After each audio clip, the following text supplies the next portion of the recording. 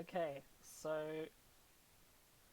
um, today I am gonna be streaming with um, Shroom of Doom here, and we're gonna be streaming Ikea vs Rhyadon'S Revenge Group A. So this is the map pool. Um, it would be interesting to see how a few games on Shiraka's Temple, because not a lot of people actually play on that, because most maps are played the other few maps. Shiraka's Temple isn't played much. Um, do you want to introduce yourself, Shroom? Yeah, sure. Hey, you guys. I'm Shroom of Doom. Yeah, it's an honor to be casting with you tonight, Bugs. And yeah, let's just get into it, I guess. All right. Hey, Justino, and hey, Barks. How you doing? Oh, Bugs, you might want to turn me down because Jar says that I'm way louder. Yeah, I will do that now.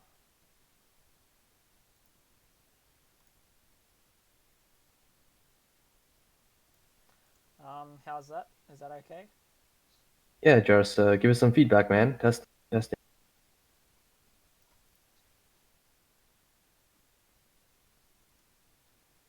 All right, Jar says this way better. Okay, let's get started. All right. Um, let's go. I need to change this. There we go. Yeah, maybe you want to turn me down a bit more. Bark says hear you at all.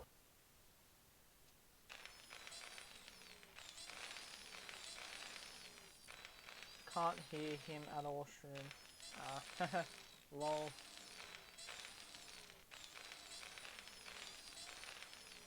Unless I've pressed something by accident. So, anyway, so in the top left here we have Kiko, and in Bugs, the bottom left Bugs, we have Bamboo. Bugs. I gotta stop you, man. I'm looking at the stream right now. It's showing a black screen, so. Alright, we'll have to see if we can fix that.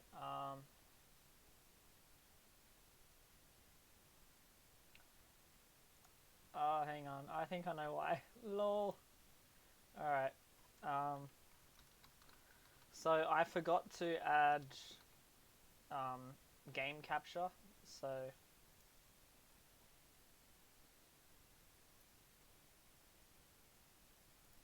alright.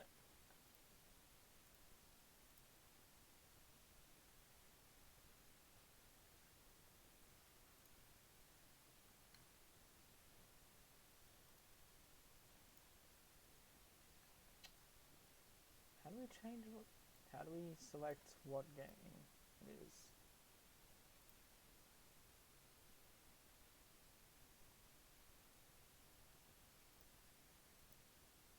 Okay, is um Shroom doesn't have a cam. Also, can you see the StarCraft game now? Is it Yeah, we stable can see it. or Yeah, we can see it. It's a lot better. all right? Get rid of the replay progress though. Remember to get rid of the play on the right hand side. Oh yeah. That's right. Yeah, toggle it off. What's the shortcut for play? I just hit play first.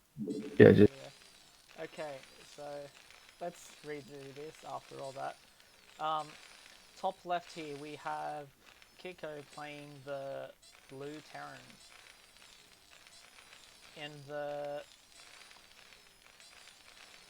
no, not top left, top right. My bad, sorry. Sound yeah. will need a little balancing at some point.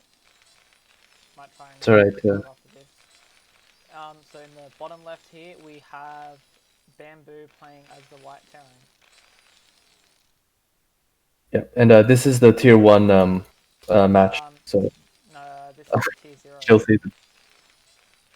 Chill. I'm still too loud, right? Is that what it is?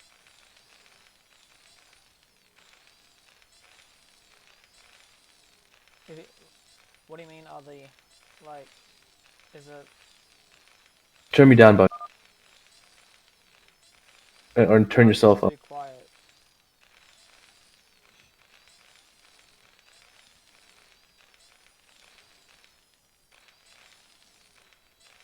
Hit P to pause the game. Yep, I'm gonna quickly see if I can fix that up. Apologies for all the technical difficulties. Yep, we are sorry about that. Technical difficulties.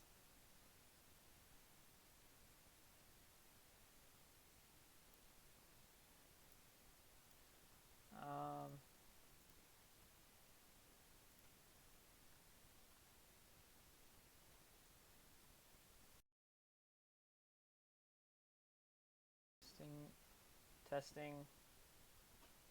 According to OBS, it seems fine.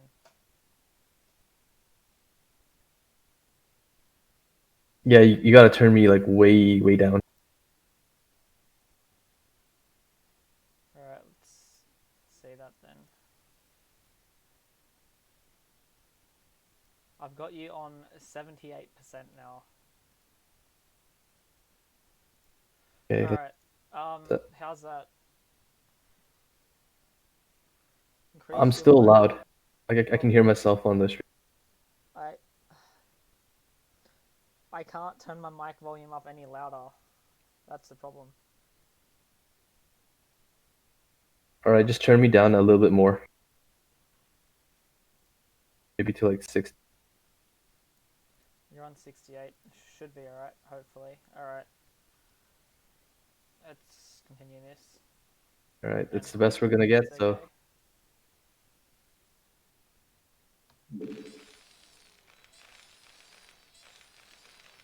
Alright, so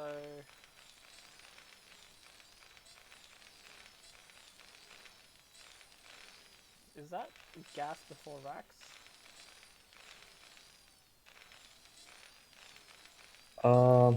Yeah. Oh wait, no.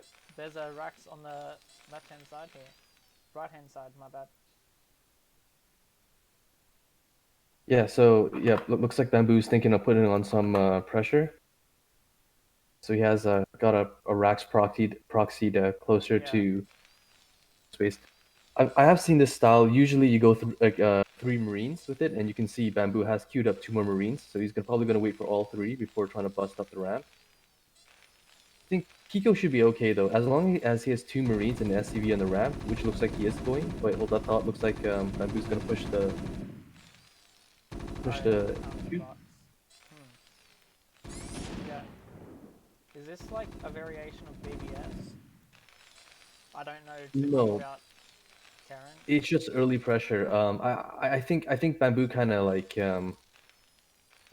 he attacked a little bit too early because you want to wait for your Marines together and then go. It's got a little bit of element of surprise to it, right? But now like Kiko is well aware, right? And you can see he's pulled 2 SCVs. He's got triple Marines on the ramp, so any kind of pressure that Bamboo was thinking of putting on is basically repelled. And you can see Kiko is ahead now. Bamboo's factory is not even finished.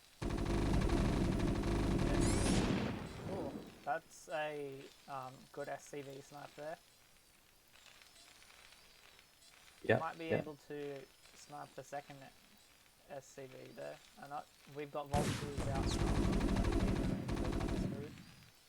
Yeah, oh, you got to be careful. Yeah, Kiko has to be careful. I mean, Bamboo does have a little bit of a concave. Okay, but it looks like Kiko's going to push out and try to break the concave. And yeah, with that vulture, it's no contest. Bamboo is going for an expansion at the natural.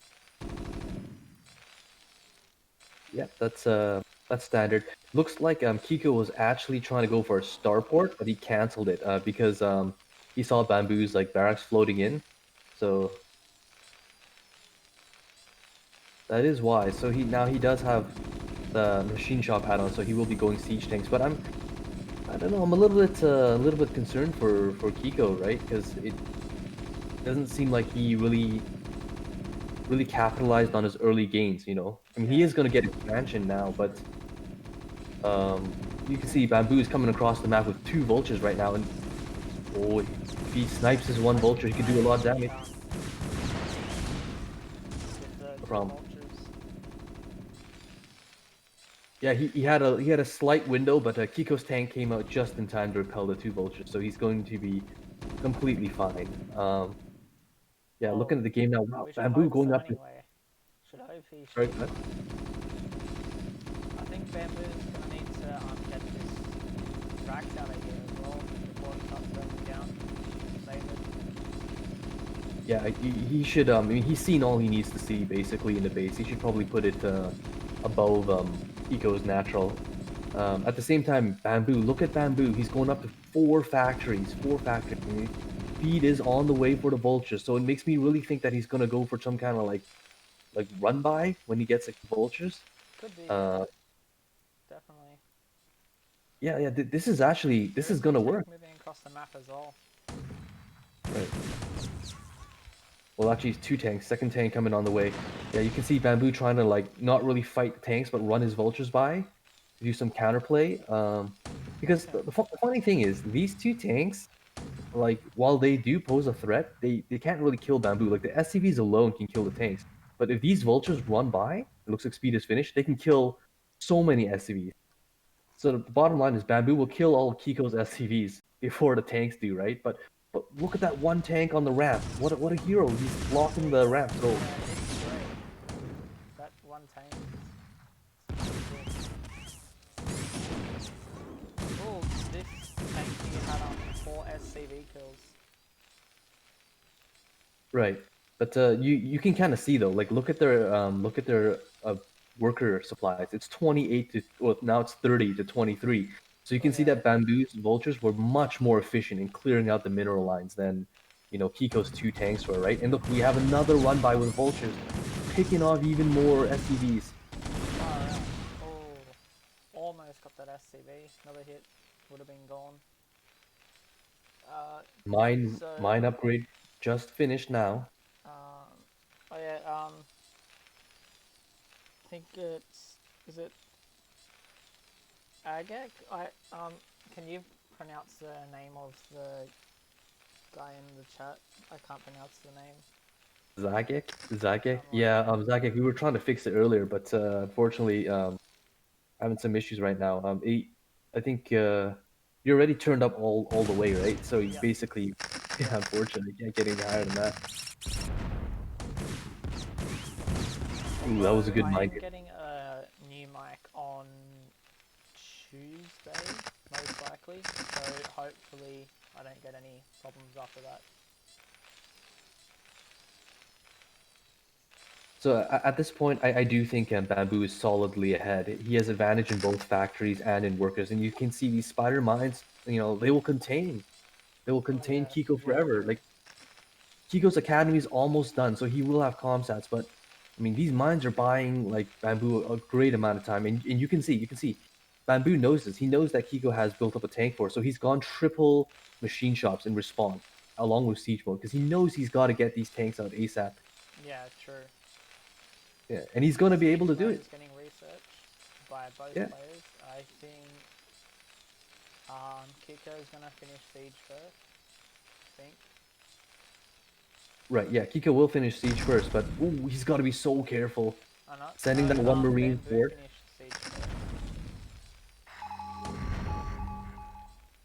Scan going down. He's gonna clear. Watch these mines because those mines can really hurt. Like 1 mine will kill a Goliath, so he can't get those Goliaths too close because otherwise they're gonna die. I think mine will take a siege tank quite low. I think it actually takes 2 mines to kill Goliath. I know Goliath has 125 HP and the Spider-Man is 125. But the way how it works, splash and everything, it takes 2 mines. Okay, we see Bamboo Siege on this high ground. Ooh, Kiko running forward only to take a volley of tank shots. Yeah, another thing about these spider mines, it's not just that, you can kind of zone out positions. The thing is, it's the vision that it gives you. But okay, hold that thought. Looks like a run by from Bamboo. Good reaction by Kiko, closing that Definitely. that hole in his natural. They just double or triple my volume apparently. Yeah, you can turn me down even more, man. Like turn me down maybe to like 60. I've got you on like 58, I think. Or no, turn it 58 down to 50. or something like that. Because much smaller I won't be able to see very well.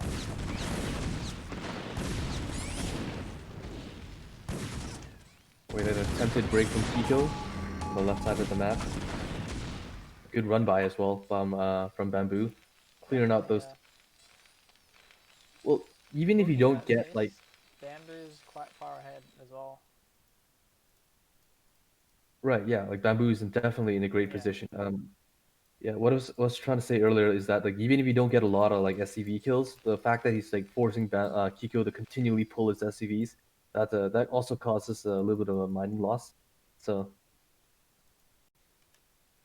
but that being said, you obviously don't want to throw away too many vultures, right?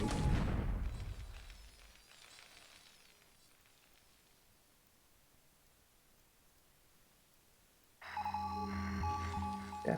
So yeah, it looks like Kiko is transitioning into dropship play. He's got a starport making dropships. His own third's coming up. He's securing his own yeah. third. There's a third there. But here's the thing though, Bamboo already has their third up. So that's gonna um, be quite helpful for Bamboo that Kiko's third's so delayed. Oh yeah, for sure. I agree, Bugs, for sure. I mean, like he's just getting well. Kiko is just starting to mine. It's like 12 minutes from his third, right? Like when did Bamboo get this up? He had this up, minutes ago. So his Yeah, economy is way better. But well, no, one I guess one thing I can say about Bamboo is though, okay, well he is making more SCVs now, but 59 SCVs, you can actually get a little bit more SCVs, maybe like got another I see. expansion. Hmm. Like later on in the match, you can throw away the SCV. Though I have noticed throughout most of the game, Kiko has better macro than Bamboo. Like if you Yeah, look at Kiko's resources to Bamboo's resources most of the time, throughout the game, Bamboo's had higher resources. right. We just had a drop on the left hand side, but Bamboo cleaned it up pretty well. So yeah, he had a there already. So good on him. Yeah, and I do agree with the macro thing. I mean, Kiko, I do feel he does have a little bit better macro.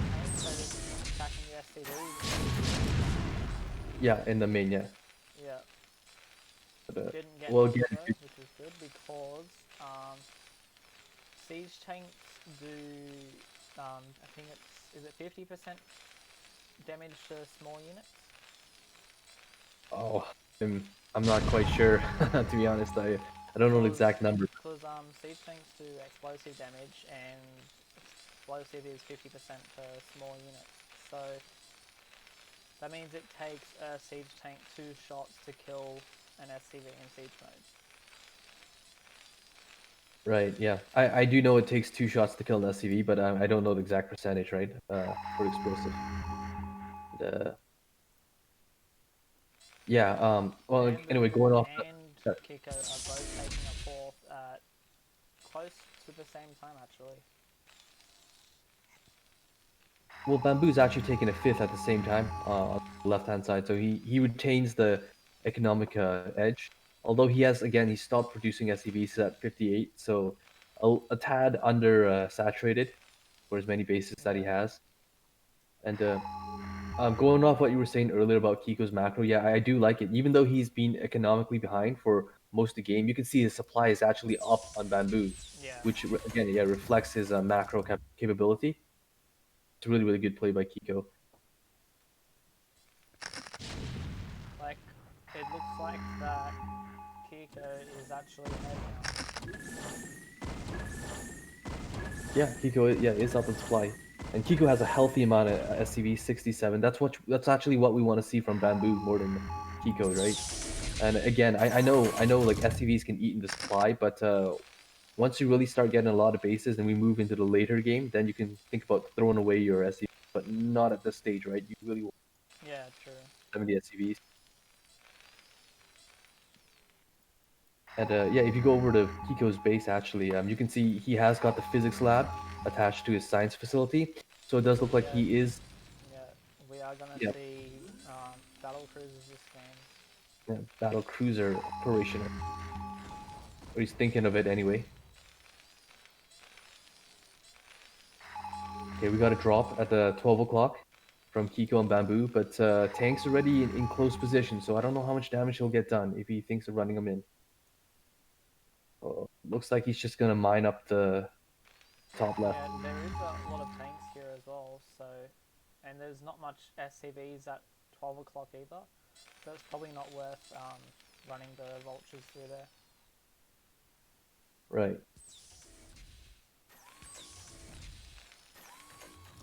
Okay, looks like Bamboo's gonna try to break the bottom right. You can see like on the bottom right. Bottom right, yeah.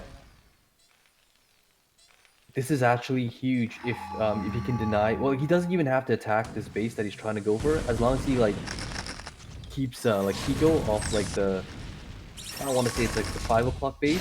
He's already ahead because that means he has more. He will have more expansion, right? I don't Than think Kiko. Bamboo knows about that other base. No, he does. You can see he's making a drop in the. Ooh, look at those mines. No, he doesn't know about the base that Kiko just took.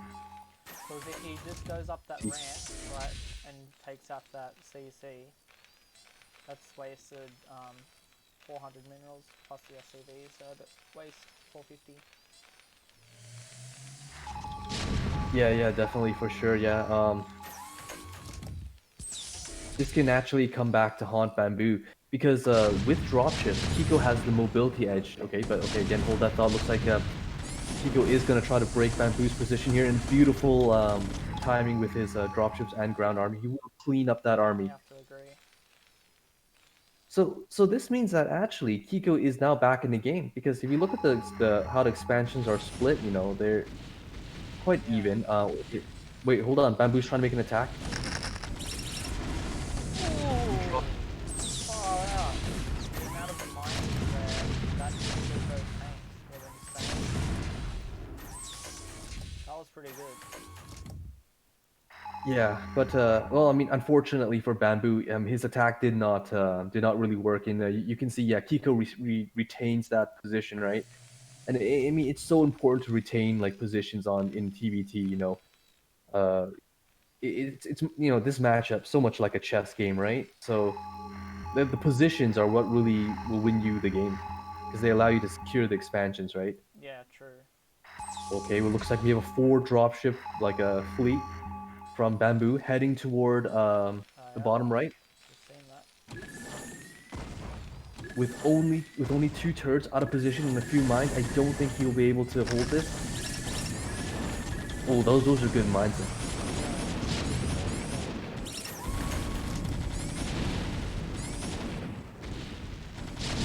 Kiko needs to rally his own dropships and get on top of this, man. He needs to hold this bottom right because without this bottom right, like he will just mine out, right? Yeah, because he's only got 2 mining bases and one's getting close to running out. Right. Yeah. If I were Kiko, I mean, I would cycle as many forces to the bottom right as possible. This is his win condition.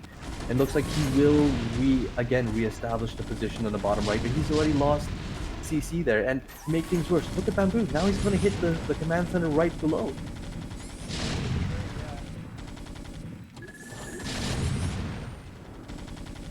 Oh no, look. has 1, 2, 3, 4.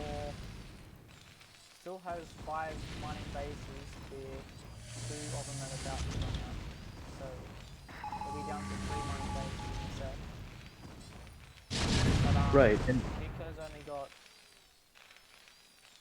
2 he's got mining bases at the moment with 1 about to run out. So it's going to be 1 to 3 bases. yeah.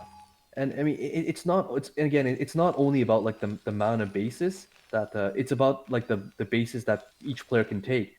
With Bamboo's position on the map, right? He's got one more base in the top left with double gases he can potentially take, right? So Kiko will mine out unless he can again establish the bottom right, right? And looks like that's what he's trying to do. You can see it like a ton of dropships, a ton of tanks gearing up for a break. Oh, this is so smart from Kiko, dropping his tanks on the high ground, abusing that high ground advantage a little bit too. And will he save his CC? 145 and burning down. He really needs to get the CP over there. Needs that SCV there. Maybe drop one with the dropship and just heal it, right? Actually, no. He's got SCVs near the minerals there. Like he can just move those SCVs over to repair it. Didn't actually have to drop an SCV there.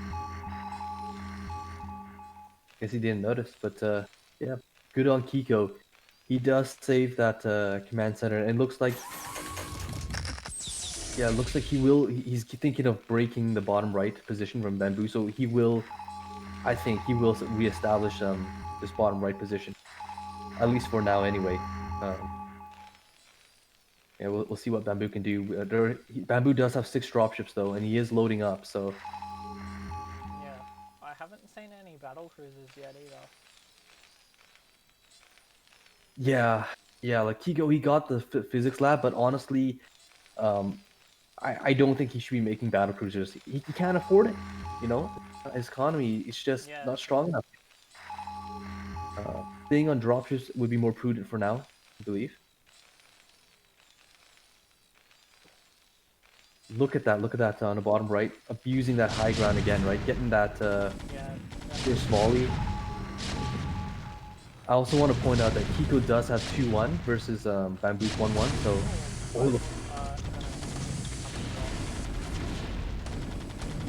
Bamboo.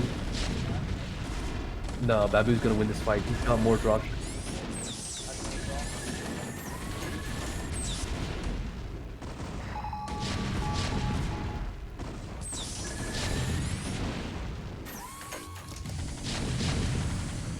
Even dropping on top of Kiko's reinforcements.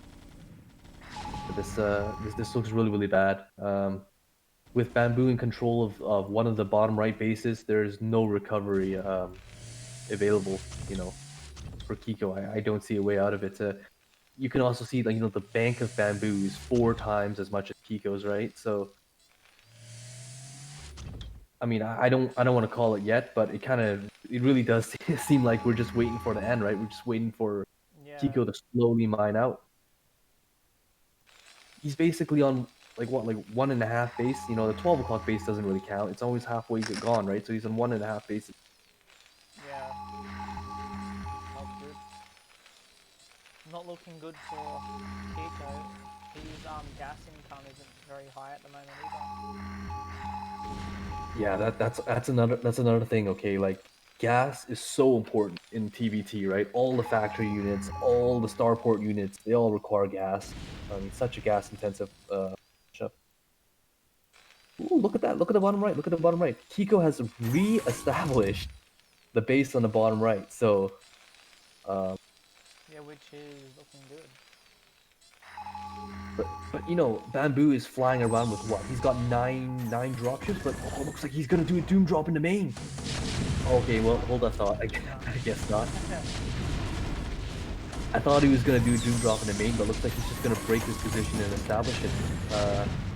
I'm not. I mean, this position is okay. It's fair, but doesn't. I don't really feel like it allows Bamboo to like really get anything done with it. If that kind of makes sense, right? Yeah, Yeah, like, because he already has control over this position. I mean, it doesn't really allow him to deny a base or like choke off like Kiko's production or something, right? So, not quite sure what he was thinking there, but I mean, he's so far ahead, I guess doesn't really matter. So, and yeah, Bugs, you wanted to see battle cruisers. If you look at the bottom left, Bamboo is the one actually going for battle cruisers. And he's getting the upgrade from him as well. Oh yeah, unfortunately they have no upgrades though, but battle cruisers do start with 3 armor. Yeah, that's pretty insane, huh? These capital ships, I think one of the craziest things I learned was like I think carriers have, well, I forgot, it was like base 4 armor, I think. I don't know, correct me if I'm wrong, but yeah, that was crazy. So which means if battle cruisers had full armor, so that would mean they'd have 6. So if they had 6 armor, an unupgraded marine with no damage to Well, they do 1 damage. marines do 5 damage. Right, but you know, it's just how the game is. They'll still do 1 damage. It looks like yeah, okay, you remember that position that Bamboo took? That I was like, that he dropped? Kiko just cleaned it up, so yeah, again, right, I'm not really sure what he was trying to do there. Well, it does look like that Eco is restabilizing. Yeah. I mean, again, as long as he holds the bottom right, the 2 bases, he still does have a chance. I won't say that he's ahead, but I mean, like, he still has a chance, right? So, True. yeah, he's still in it. Although, again, like, I mean, guys, just look at that bank. 9K to 1K, right? Bank says it all, right? Oh yeah. Yeah. Says it all. And in this late game, in turn versus turn, you know how I was saying earlier, you should get a lot of SCVs, you know, to power up your economy. This is the time now, especially if you're Bamboo, that you can be thinking of throwing away some of your SCVs. Maybe get rid of like I don't know, 15 to 20 supply just to get a little bigger army, a few more battle cruisers, right?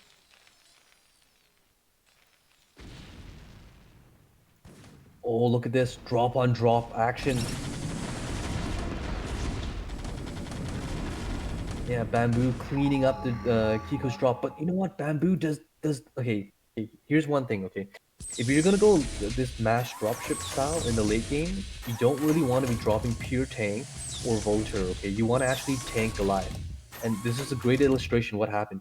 Had Bamboo if he had like loaded Goliaths, he would have been able to gun down all of Kiko's like dropships, right? When he was dropping on top of them, but because he only had tanks, right? Yeah, true. His dropships remain.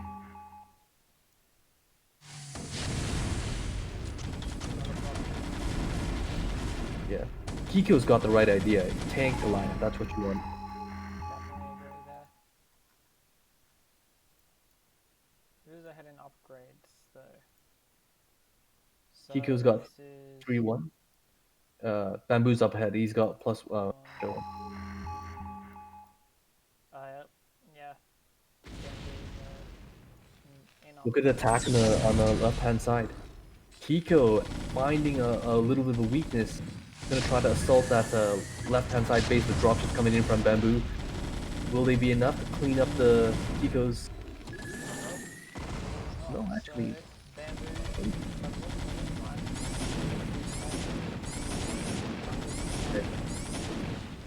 Look at the bottom right though.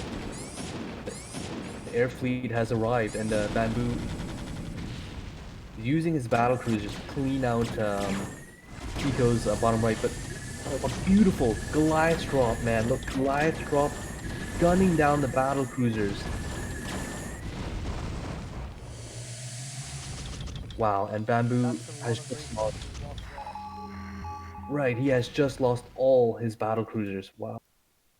Kind of reminds me of Slayer's Boxer back in the day, with the dropship Goliath. Like just flying your dropship and dropping the Goliath.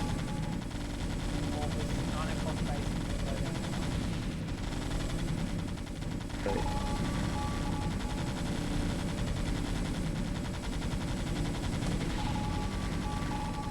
Alright.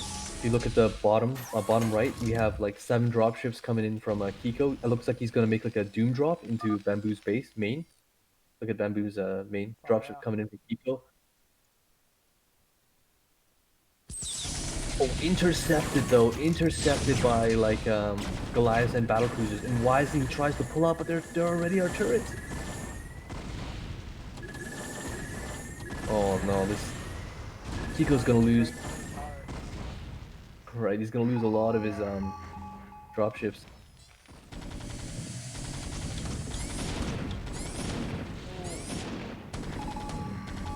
Yeah, CVs go there. Bamboo's currently 45 CVs. Yeah, that's actually okay because theoretically he only has 2 bases, right? Yeah, true. Like, you really don't need like 60 SCVs, 2 bases. He should really retake this base though when he is so opportune. It looks like Kiko trying to break top left. I think he might even maybe. Yeah, if he breaks top left, Bamboo's in trouble. Like how the tables have turned, and you know Bamboo bringing the battle cruisers to fight, but you can't engage Goliaths like this. The trade just won't be efficient, and you can see like people trying to micro his Goliaths a bit, getting the maximum amount of excuse me amount of damage.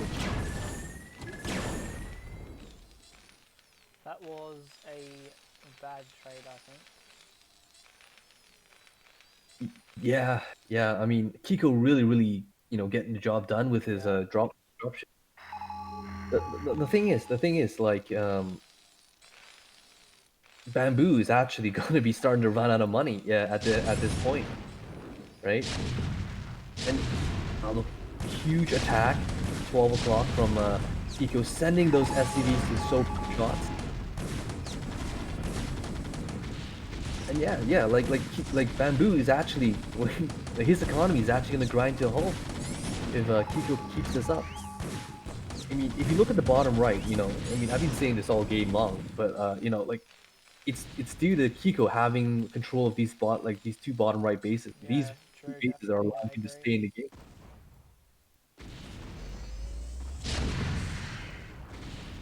You see Bamboo trying to like fight back Kiko's forces with his battle cruisers, but again, like battle cruisers are strong, but you can't engage like mass Goliaths with them alone. They have to be backed up by siege tanks. Yeah, true. I've seen a few TVTs like that need a backdoor battlefield on siege tank.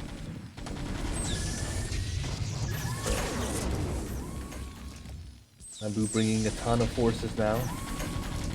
Top left, trying to re-establish his own bases. Kiko taking 12 o'clock from Bamboo. What a reversal, eh? What a reversal. I think Kiko might even win this game yet. Yeah, for sure. I mean, if he gets this 12, yeah,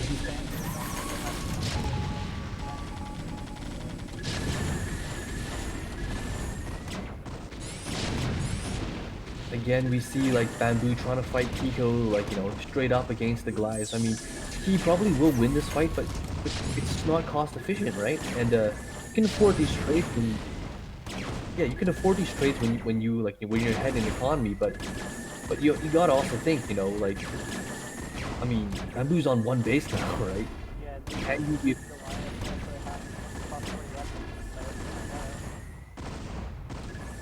Right. Like, I mean, can Bamboo afford to actually throw away his battle cruisers like that, right? I don't think he can.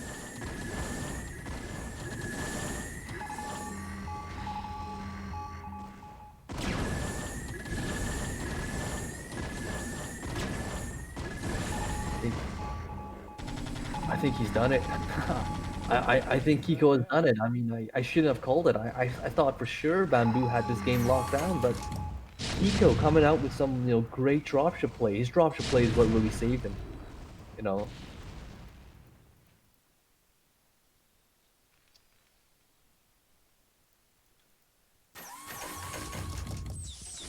I wish I could disagree, but like I have to agree that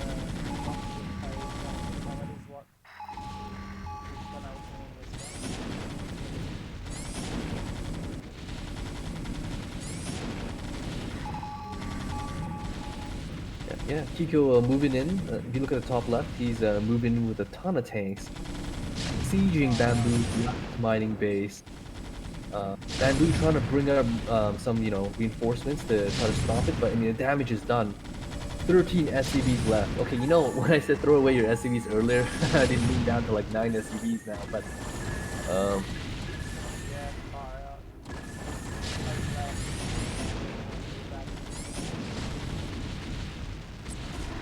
yeah, Bamboo, he's trying to break the 12 o'clock now from Kiko, but oh, you know what? I love that play from Kiko. He was actually sacrificing his SCVs in the 12 o'clock, running them forward, forcing Bamboo to siege, just to buy time so his dropships could land more reinforcements. Like, he may lose some SCVs, which he can afford to lose some SCVs. He still has 48, right? Yeah, But he retains the base. Really, really well played by Kiko.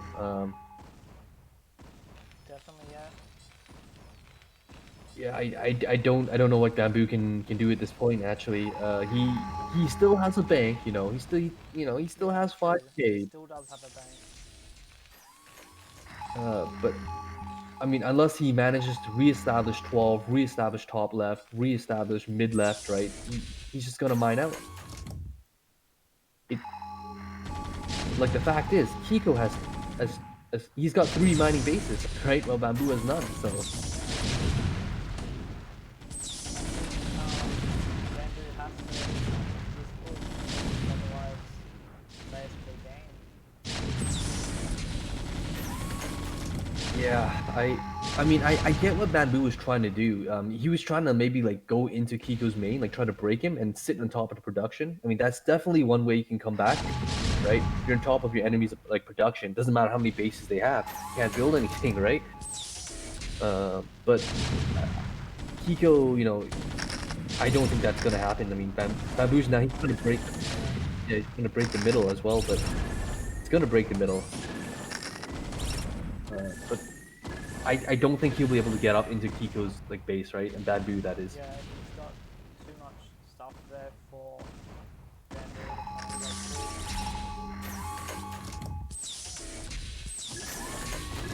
go Right, and yeah, we are again on a timer, except for this time the positions of the two players are switched, right?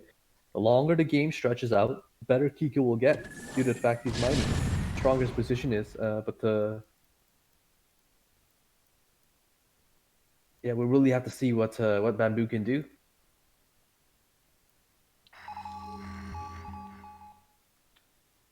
Bamboo is really gonna have to try and secure another base because Yeah, he only has 2 options. I mean, he I agree has with to you. break through some of Kiko's army though to get a base. That's the problem. Right, yeah, he's got to either take a base or he's got to do like some kind of doom drop or something like get on top of production, stop Kiko from building. And look at that, 6 dropships loading up for Bamboo. Looks like he's gonna go for the main. So hopefully he goes for the main.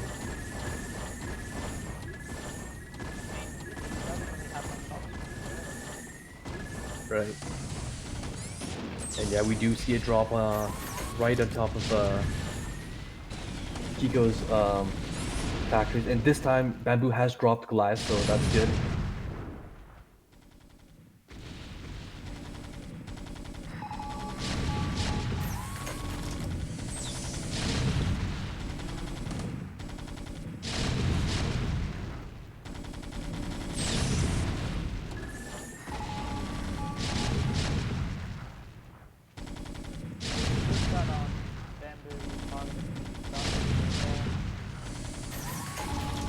Oh yeah, for sure.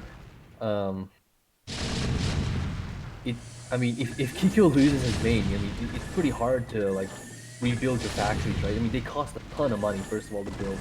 Plus, room is kind of scarce on this map.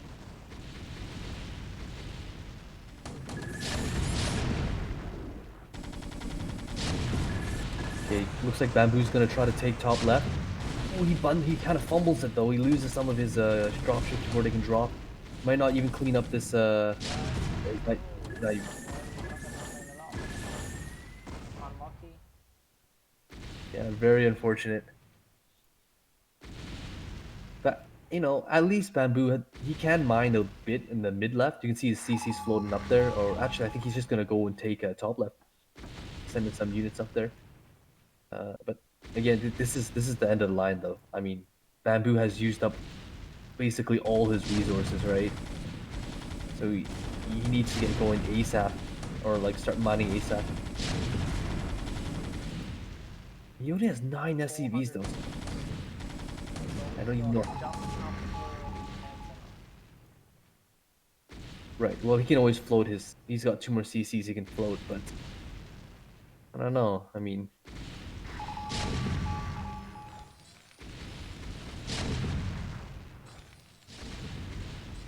looks like Kiko's gonna make his first battle.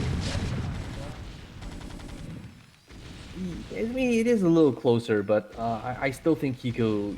Yeah. He's gonna win. Look at all the tanks Kiko has down in the bottom right. Right. Yeah. Exactly. Yeah.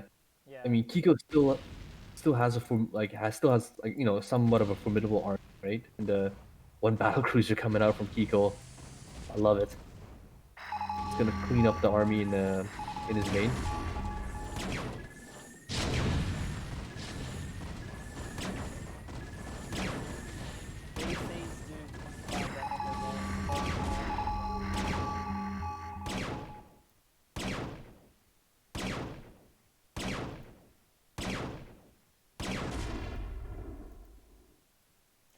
We do see some reinforcements from Bamboo, but it's not much. Because he just can't afford it. Yeah, he is completely. I mean, he is starting to mine with his 9 SCVs now. Well, he's got 6 left, or 2 more in a dropship. Actually, that's kind of funny. Heading toward top left. But yeah, he still has a little bit ways, you know, to go before he reestablishes his economy.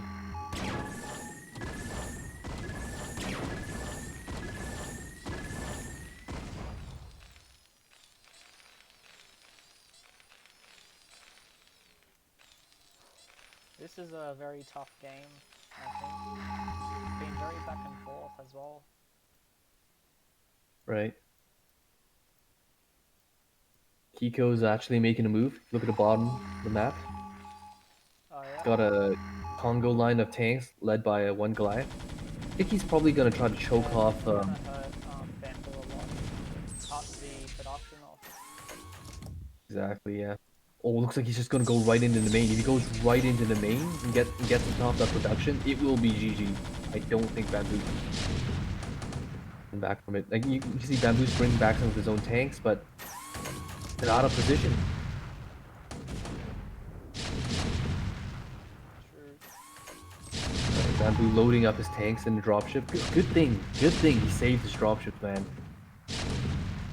Like, okay, let's see if Bamboo can clear the tanks on top of his factories. He's got dropships flying in.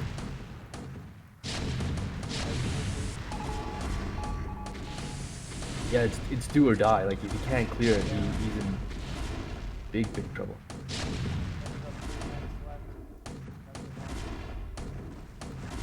Wow.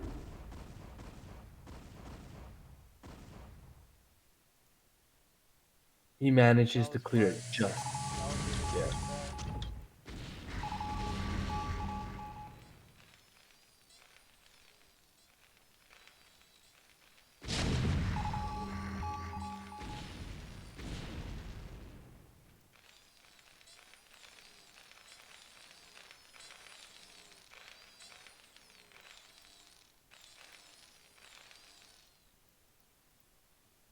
Kiko's actually running low on money himself.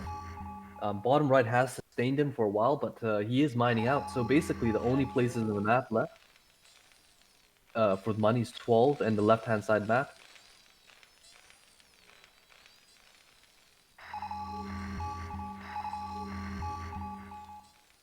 I still think Kiko has it though. Like if you look at the supplies tell the whole story, Yeah, right?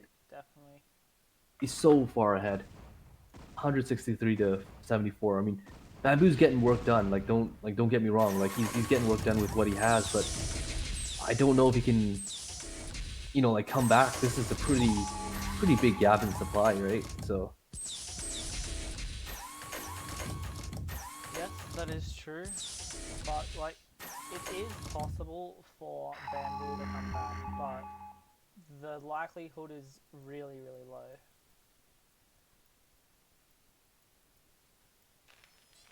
If I think, bamboo wins this game, though, it will surprise me. yeah, this has been such a back and forth game, hey? Like I thought Bamboo was gonna win, then looked like Kiko was gonna win, and now it's kind of like evening out a bit. Man, look at Kiko's army, man. Look at Kiko's army, huge army. He's got battle cruisers, tanks, Goliaths. I mean, Yeah, yeah, and it looks like he's gonna break top left, and if he does break top left, I mean, this has got to be it. I know we've called good game so many times already, yeah, but will definitely. actually be game. Caught it so many times, but it just hasn't gone. 46-minute game so far. Right. Comes the attack from Kiko, braving tank fire. Does Bamboo have enough? I don't know.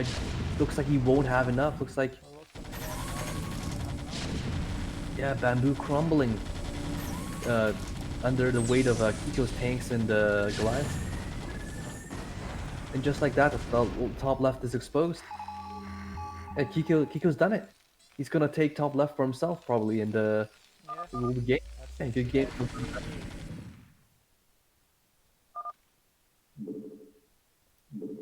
Well played to both players that game. Like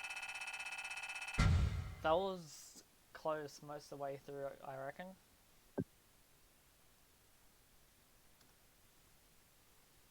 Yeah, I agree. Well, I kind of think there were a lot of upsets that game. It really did look like Bamboo was going to win at the beginning when he controlled most of the map, and then Kiko just brought it back. Definitely. So off we go to game two.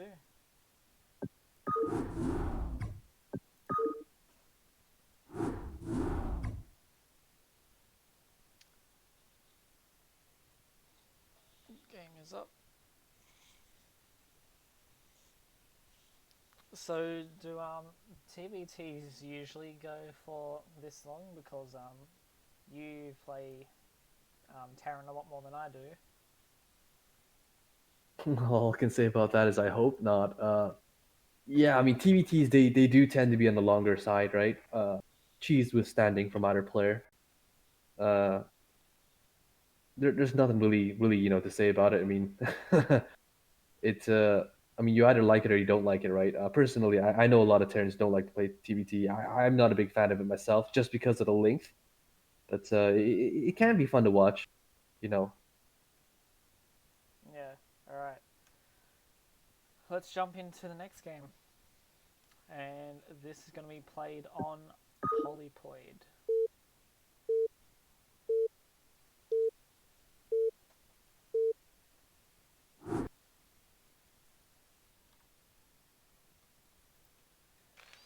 In the top right, we have Bamboo playing as the White Terran. And down here in the bottom right, we have Kiko playing as the Green Terran.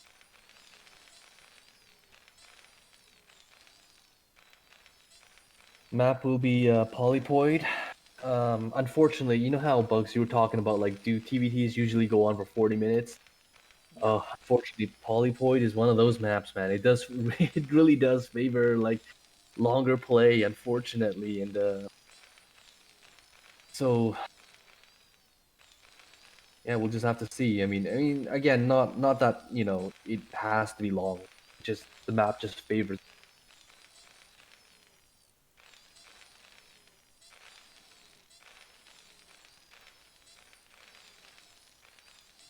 We see so far identical builds coming out of Bamboo and Kiko. So nothing like an 8 racks or anything like that in the center of the map. No So, BBS or anything. do ghosts ever get used in TVT?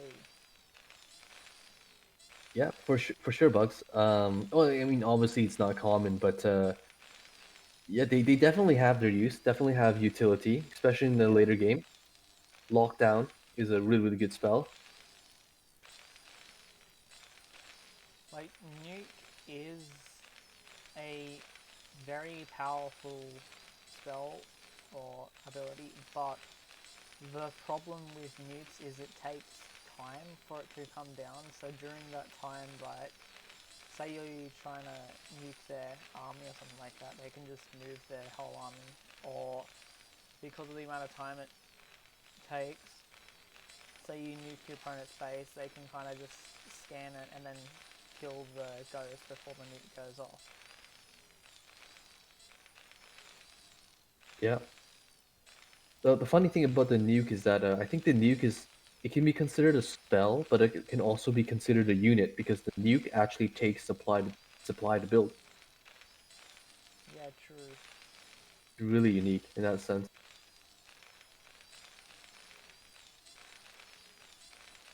All right, Bamboo gonna get first scout. See everything that Kiko's doing.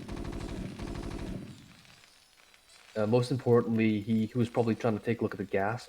Ooh, look at that! Look at that! I don't know if that was on purpose or not from Kiko, but okay. So Bamboo came in with the SCV. Okay, he saw there was only one SCV on gas, which kind of makes like I guess like a Bamboo think, okay, Kiko's gonna expand, right?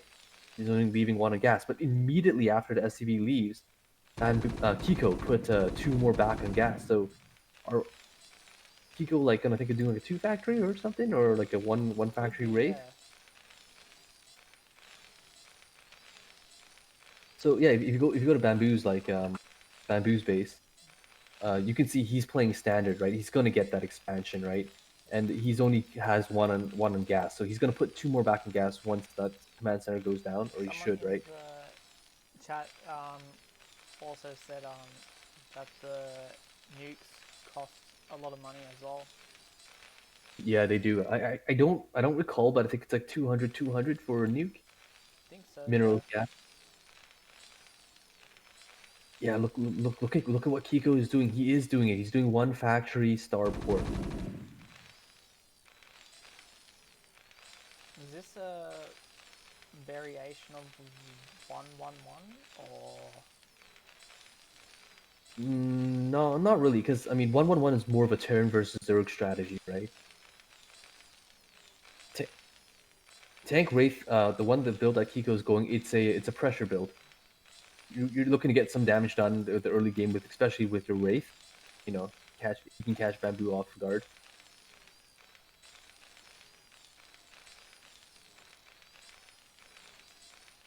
But obviously, the downside is if your opponent is prepared for it, or if they scout it, right? You can easily throw up like a armory or something, right? And yeah? you would basically mount ahead because you have a command center. Opponent doesn't. I need to But fix my chair up. It keeps going down. It's annoying. yeah, but looks like the goddess of luck has smiled upon like Kiko, because Bamboo is completely bamboozled by this by this Yeah. build. And yeah, I know it's a bad joke. I'm here all weekend. So go anyway, guys. But yeah. So Kiko, his Wraith is gonna come in and it's gonna do like infinity damage because Bamboo, he does not have a hint of an armory or an engineering base started, True. right? You can see an armory going down right now.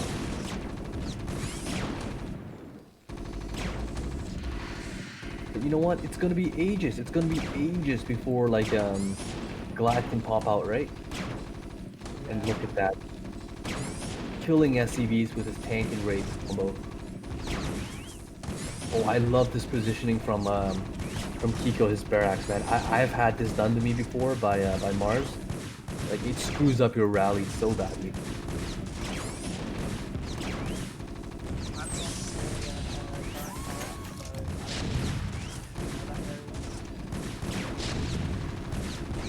Yeah, it basically forces the vultures to go the long way around. Okay, well he lifted the barracks, so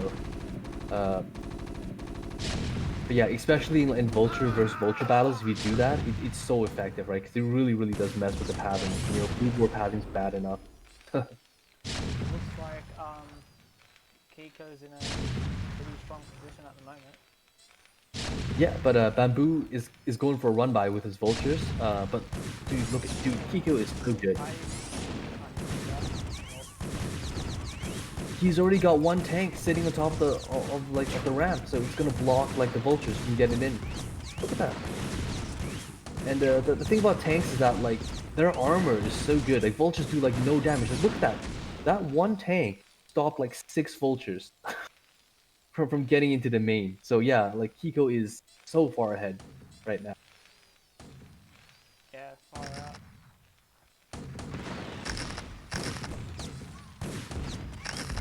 Ooh, that was close. Playing with fire there. Defuse the mines. I mean, you know, okay, when it comes to diffusing mines without like vision, you know, Goliaths are okay with it. You know, as long as you get enough and as long This as is you move in a relaxing to horizontal. listen to. Right. Just Yeah. Anyway, listening to us talking about TVT. To some people, it would be very boring. trust me, man. I get bored. You know, like even talking about TV. Yeah.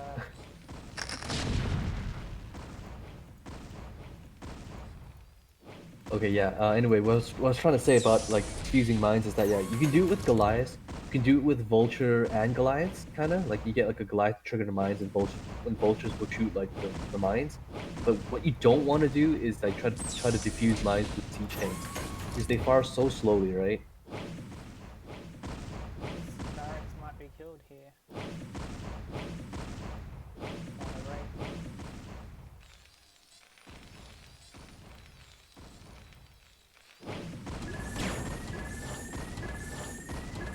Ooh, close. Good reaction from Kiko I think it saving that might race. get burnt down though. Will this SCV I don't make it know. in time? It should. Yeah, but Bamboo, yeah, Bamboo will save it. Right next to the Ursadon, targeting that CV.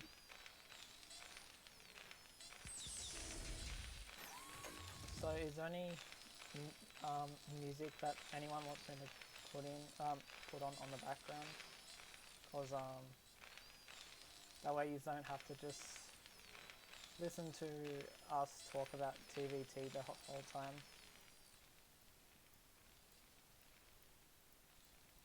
You could put on the Terran theme, Terran guitar solo cover on YouTube. Okay, wait, hold that thought. Okay, looks like Bamboo is gonna try to make a play against Kiko's tank line, but will he be able to do it? I don't think so. No, he should fall back, right? Ooh. Yep. 5 super Okay, yeah, so this attack did not really work. Gets cleaned up.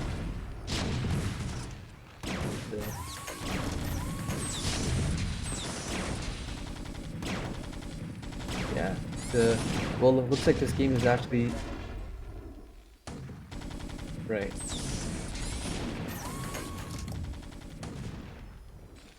Yeah, it looks like the game is actually stabilizing a bit. Yeah, I I definitely noticed that the game is becoming more stable.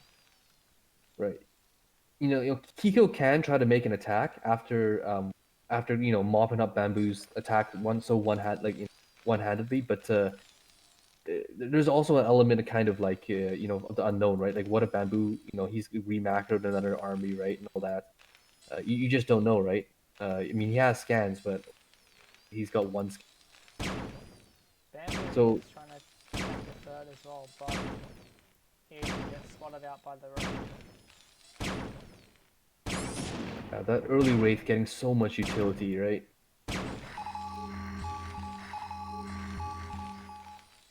Kiko's gonna Yeah. take a third himself.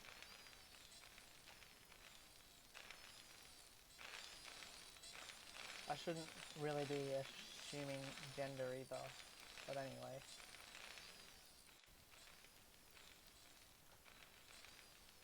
I should just refer to the players as they or something like that.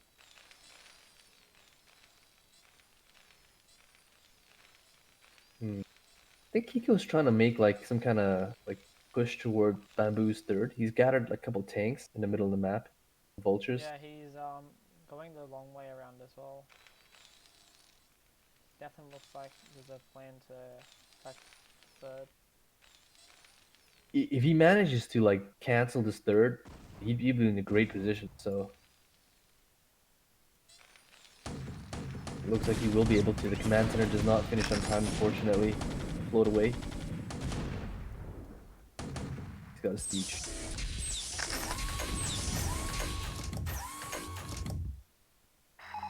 Kiko's definitely ahead now. Cancelled. I agree. Yeah, Bamboo's third. What is Bamboo trying to do? Is Bamboo trying to do the exact same thing, but on the other side of the map? Or something like he's bringing his tanks down. Yeah, unfortunately for Bamboo, I don't. Yeah, I don't think this is gonna work because Kiko already has 2 tanks on the high ground, the SCVs, and you can see he's bringing up reinforcements like right away. He's gonna be able to save his own third.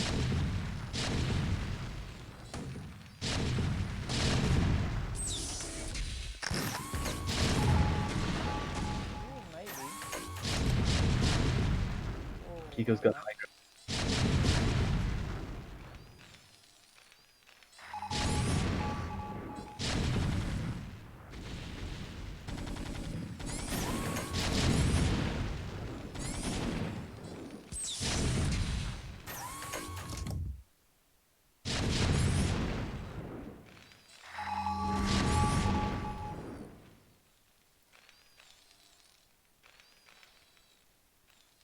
I don't think there's really much to talk about in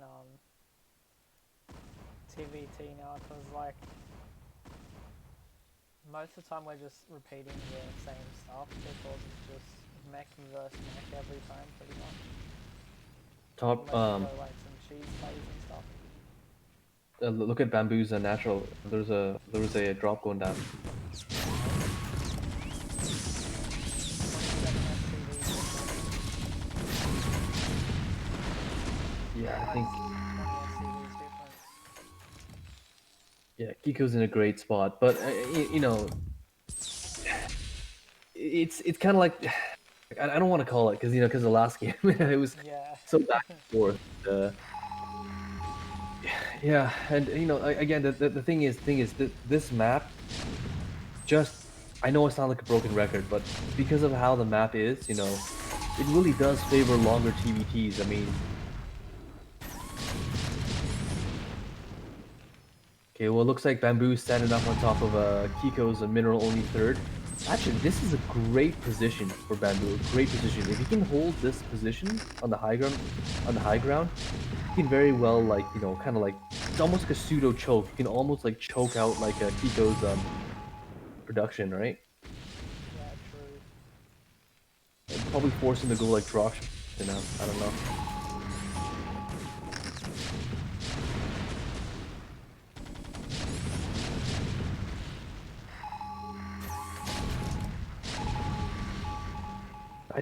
I don't know where Bamboo's getting all his money from. He's like 31 SCVs to 46, right?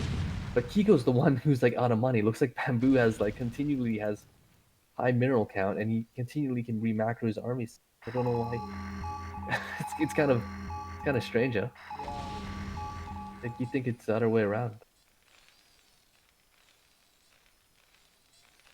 Yeah, it's you see it's happening because Bamboo, as long as he holds this like high ground, and yeah, now he's gonna even take more territory. He's gonna cut off Kiko. So what this will force Kiko to do is go into drop play, and you can see Kiko immediately go to his main. He's immediately building a starport. Oh, actually, he already has a starport. He was building a second one actually. My bad. It looks like yeah, I take that back. He cancels the second starport, and then he throws down 2 more factories. That's actually kind of interesting to me. I don't think 2 starports is actually a bad idea. Only 2 factories can't hurt, but 2 starports would have served him a little bit better. You can go to Wraith. You can go like a Wraith transition or double drop ships, right? 2 at a time.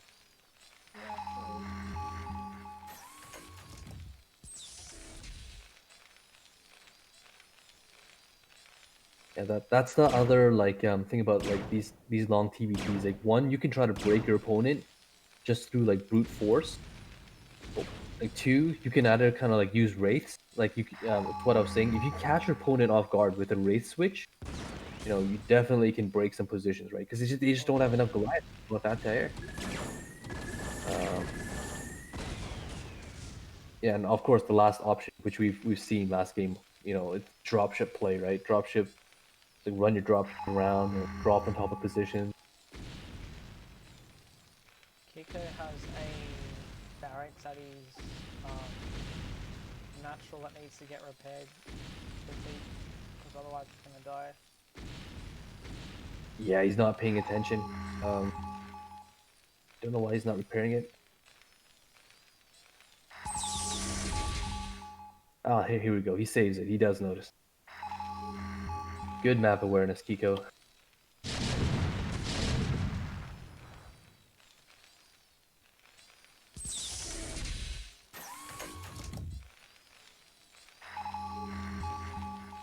Yeah, so the fact that now Bamboo has basically contained Kiko, Bamboo is free now to expand and take as many bases as he wants. So you can see he's taking the 3 o'clock base and he's also taking the 12 o'clock base right now. Yeah. Simultaneously.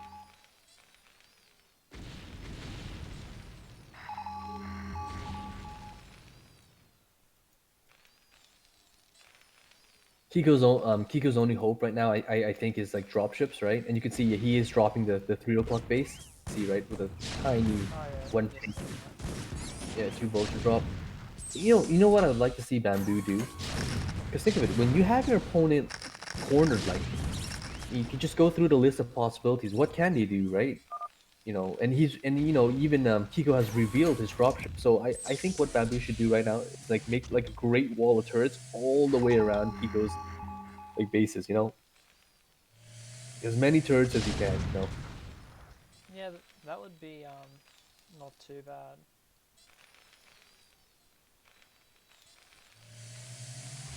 But also battle cruisers would be alright as well. Yeah, they'd be all right, but I don't think Bamboo has the economy right now to support it. And, battle cruisers come more like when it's like split map, right? That's when you really want to get battle cruisers. When a game is so stable that it's split map and there's no way to break it, right? To break your opponent's position. And for the battle cruisers, they are powerful, but what you're really relying on is their Yamato cannon. That's what you really want, right? To help you break those siege lines. See some dropships on the left-hand side of the map, 3 of them from Kiko. I think he's going to try to go for the 12 o'clock, but at the same time, we do see some reinforcements coming down from Bamboo. So, yeah. If you want to turn your attention to the dropships, flying toward 12 o'clock, 3 dots on the map. Here it is. Oh, yeah, thank you, Cold Walk Gates, for the follow as well, by the way. Interesting, Kiko is not going for the 12 o'clock. He's going to go straight into Bamboo's main. Try to choke off his production like that. And, oh man, he gets it. It's actually not too bad of an idea. Maybe as long as he can pull it off, it's actually... Yeah, mine's on top of the production as well. This is huge.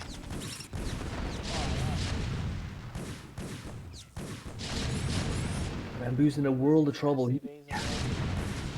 He has to break this. He cannot let his production be cammed. He loses one factory already. I mean, he only has 5, so it's not like he has a lot. Wow, look at that. The power of SCVs. 5 damage to fusion cutters. 33 SCVs. Yeah, that is a great point though. Like, I mean, Kiko's got to like rebuild his SCVs ASAP. So low on eco.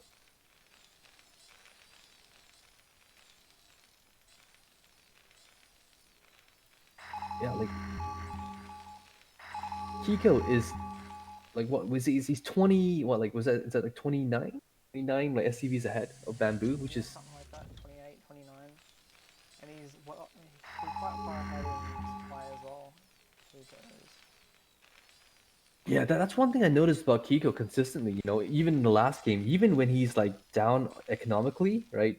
he's got great macro. He keeps up with Bamboo, eh? He's actually surpassed Bamboo, if anything. Yeah, definitely.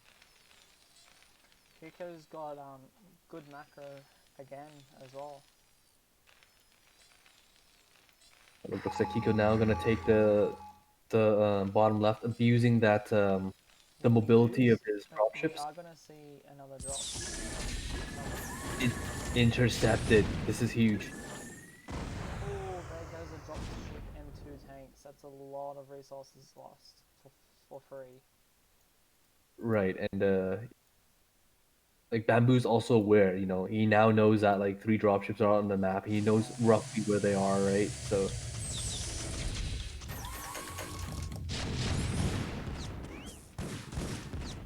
yeah, I think that was smart smart by Kiko to drop his forces in the top left.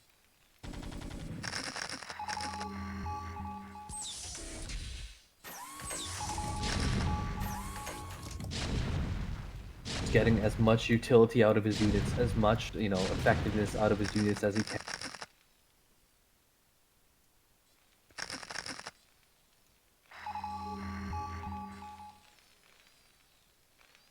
So finally, Kiko will take his own fourth, and with this fourth and with this top or bottom left, pardon me, base secured, Yeah. he's back in it. Just like that, he's back in it. I mean, control of this Definitely. bottom left. It, I mean, it will give him like what? How many? 1, 2, 3. He'll get maybe 5 bases, right? Well, three mining because his natural's almost out. But yeah, it's definitely enough to counter what Bamboo has right now, right? Bamboo only basically has 3 bases mining as well.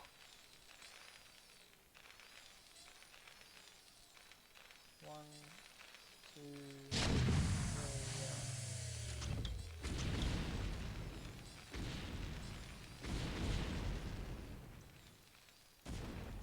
Although with Bamboo, he still has minerals not mined in the main. There's no STVs mining it either. Yeah, but it's poultry, this won't have that big of an effect, right? Unless you're like completely mined out or something, right? One thing that Bamboo can do, okay, to stop these dropships is actually Wraith play. And he's got the money to do it. If you switch into Wraiths, and it really does shut down drop play. Yeah, true. It's quite easily to make that drop shift game and play the Yeah, actually, that's a good question. I do believe they are, but then, now that you say it, I'm not exactly sure. But I do know that Wraith is one of the counters to drop play. Aside from like building a million turrets everywhere and putting the mines everywhere, right? Yeah. Uh,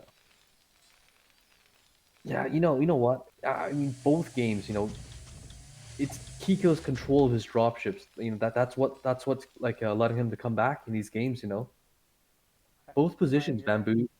Yeah, both games. Sorry, Bamboo had a pure position, so it looked like he was gonna win at the beginning. But Kiko comes back with his dropship play.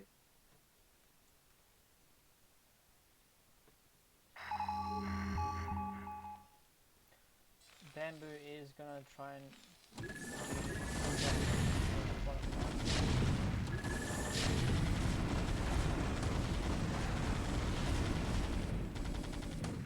I don't think he's gonna be able to take out bottom left though. It's only a yeah. paltry two tank, one, not even. So nothing really happened with that drop. So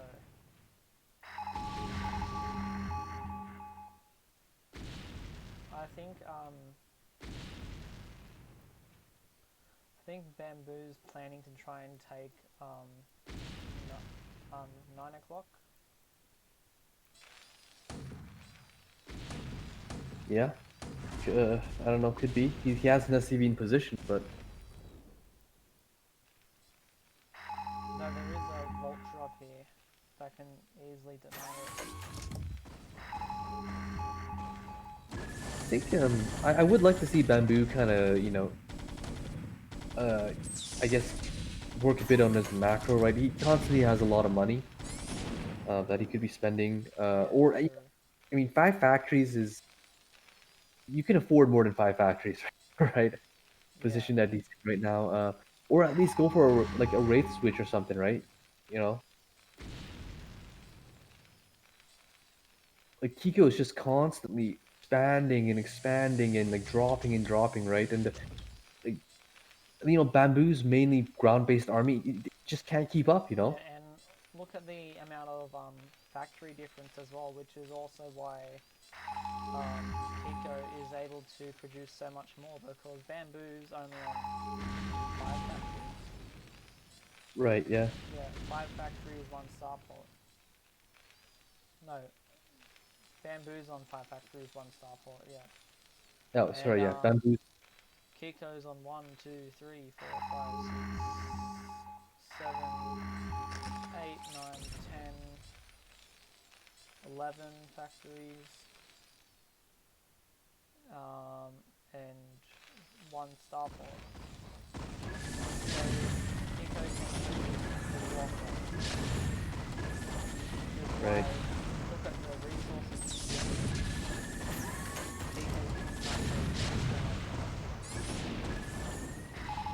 But looks like Kiko's like dropships. They just flew into like a full bunch of Goliaths, so he loses all the dropships. So his mobility will be curbed a bit. Oh, yeah. Right hand side as well, right? See Kiko trying to make an attack. Cleaned up as well.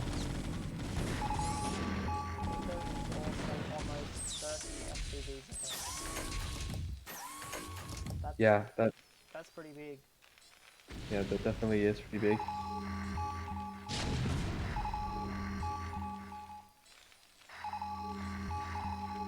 Man, scans going down everywhere.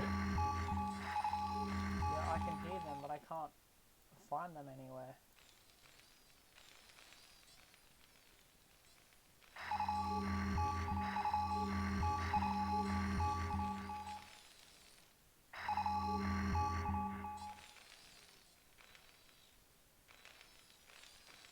Yeah, there's nothing really to say at this point. I mean, both players just both players just staking out their territory, staking out their turf, right?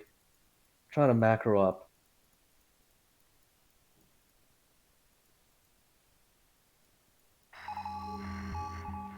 And Kiko has rebuilt his dropship fleet, so trying to get something done with that.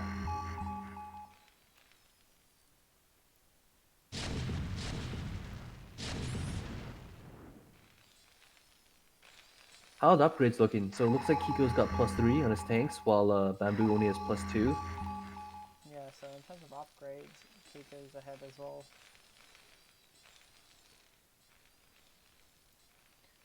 Although +2 is the big one you want, because that'll allow your tanks to kill the Yeah. enemy 2 I volleys in think siege mode.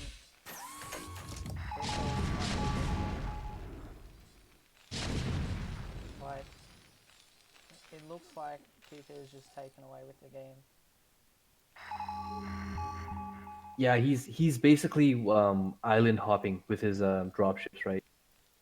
You know, he's basically taking the expansions while dropping units to protect his expansions Yeah. and The dropship controls pretty good, like you said earlier. right, yeah, and I don't know what Bamboo. I mean, I guess Bamboo can take the mineral onlys ish. Well, actually, not even right because they're in range. Yeah, like I think if the game continues going on, I do think Kiko will win due to the fact that he's actually expanding. He's taking more and more bases. He's taking the bottom left, the natural. He's got a command center there in position. And it's obvious he's planning to take top left as well, right? Um, I mean, Bamboo. He's building a command center at 12 o'clock, but that's the first expansion I've seen him take in a long time. So Oh yeah, I agree.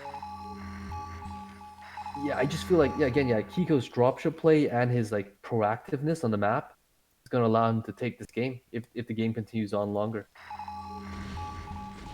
Also, Bamboo trying Bamboo top. has SCVs. 9 idle SCVs actually.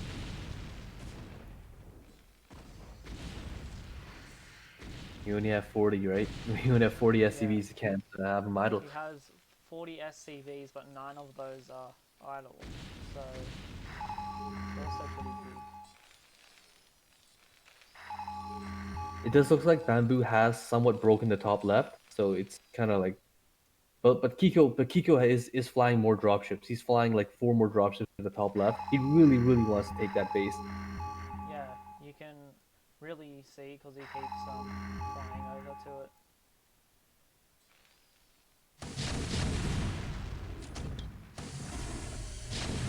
Well, at least this isn't like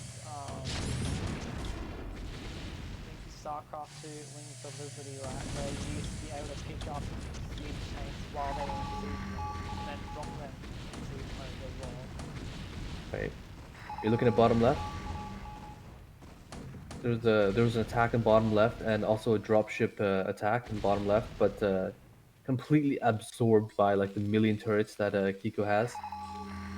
I didn't actually catch it, unfortunately. Bamboo was trying to break top left, but fortunately, yeah, for him it didn't really turn out. He did manage to like lift, force Kiko's command center in the low ground to lift, so there's that. But he lost a lot. Like he lost a lot.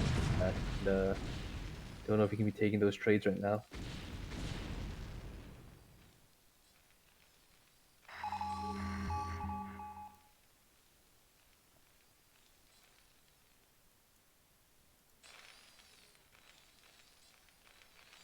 I just don't really know why Bamboo's not going Wraith Switch. I mean, I guess well now it's a little bit late as well, right? But yeah, true. I mean, I guess he still could, but I mean, I kind of feel like anything instead of just trying the same thing over and over again, right? Like he is transitioning into like more dropships. I mean, like Bamboo has been going dropships, but he hasn't really like masked up a lot of dropships. Like he's been like making like maybe small drops with 1 or 2 dropships. Right? But unfortunately, the Kiko's turrets keep like sniping his dropships, so he has to keep building them, right? So yeah, it's really it's preventing him from making like huge drops, that can actually make a big difference. Is asking what game's being casted. So this is Group A.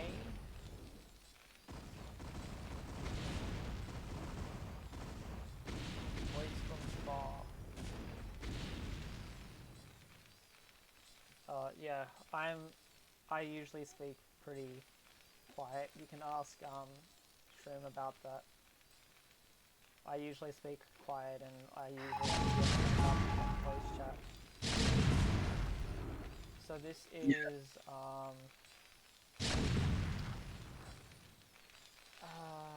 let me think.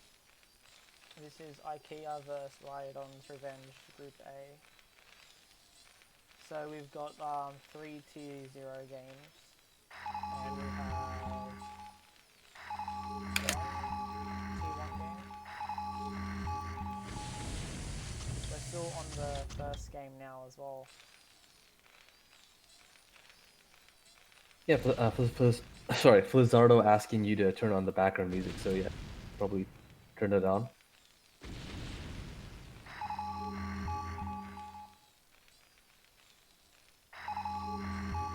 you can't fix the voice, try Facebook, but usually it is good there.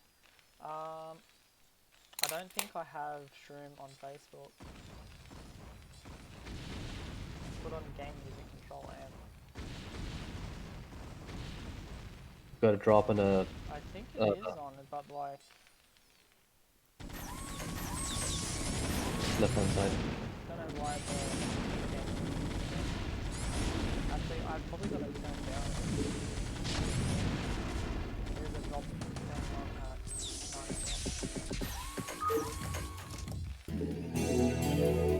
9. Bamboo holds his base though, so he will get one more gas base, which is. I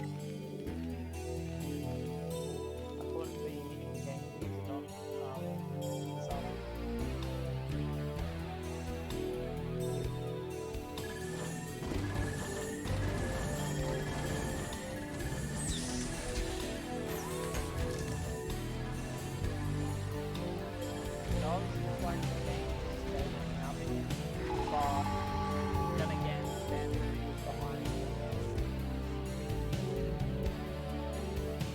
Yeah, he's also down a bit on money. He's really gotta like Yeah, I mean, there's one more base he can take. He can take the mineral only right outside of his main. I think he should really think of doing that. He's really starved on money.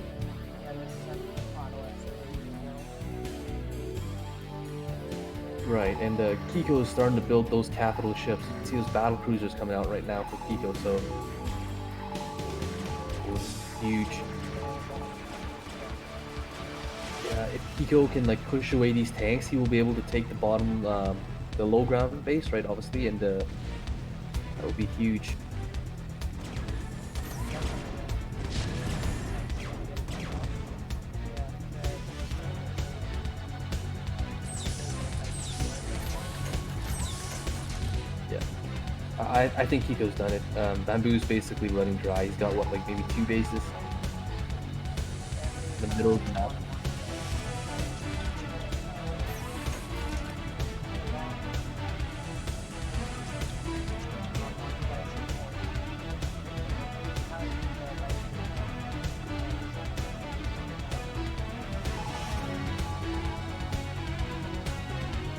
Right, Bugs, can you turn down the game capture sound? Because Darkson's saying that the music's drowning you out. Yeah, that's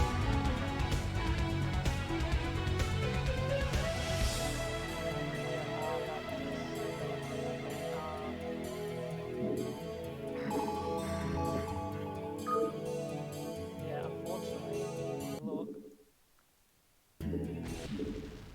that means I have to have the in-game music turned all the way down. Top left, top left, top left. Oh, there's some mobs. Well, yeah, you kind of missed it, but Bamboo made a Yeah, huge attack. Yeah, but it failed, so yeah, good there's game the coming up. GG. Um, I don't think I have any background music on.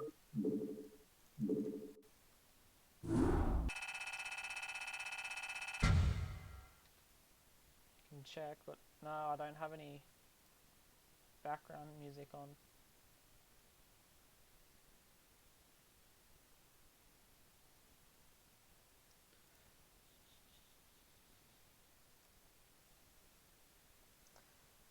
Yeah, I've got yeah, Darkson. I got no music on in the background, so it was just the in-game music.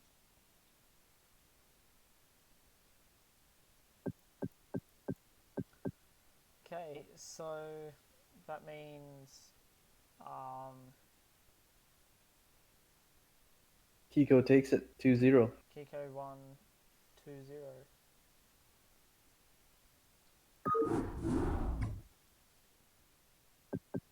Great play from Kiko, and that was the only tier 1 game No, we have no, tonight, so no. That we started off with T0, so we've still got two T0 games left, oh and my bad. I thought that was tier 1 game first. yep.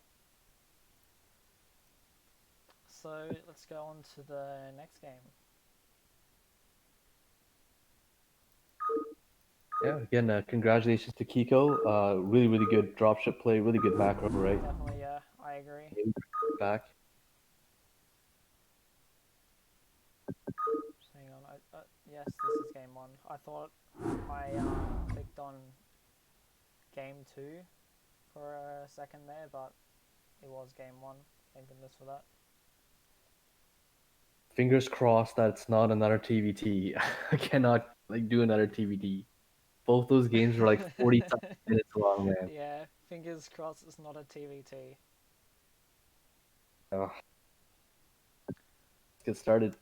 Alright, let's get this started.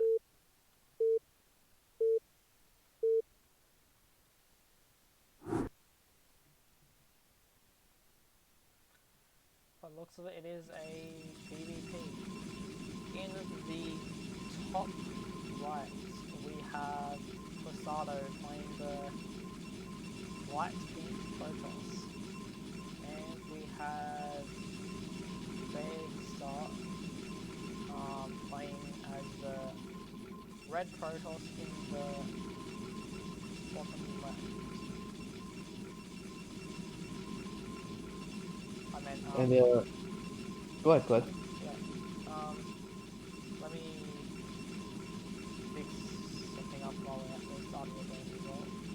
Forgot to change over to that.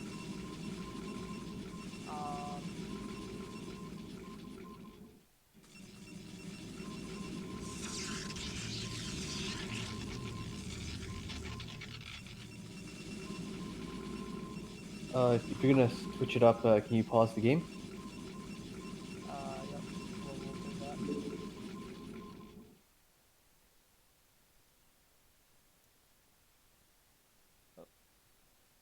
Oh, what did I do? I did something by accident.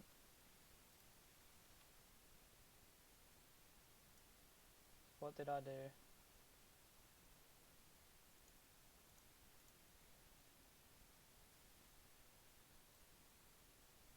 Okay, why is this doing that? Give me a sec.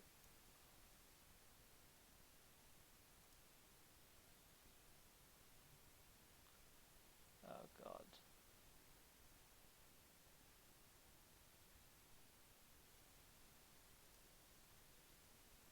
I have no idea what happened, so we're gonna have to cast the game like this, unfortunately.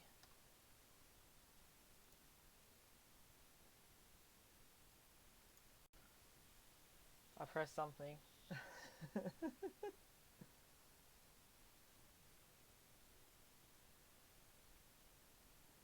Voice is so loud from one of our casters. Would that be me or would that be Shroom?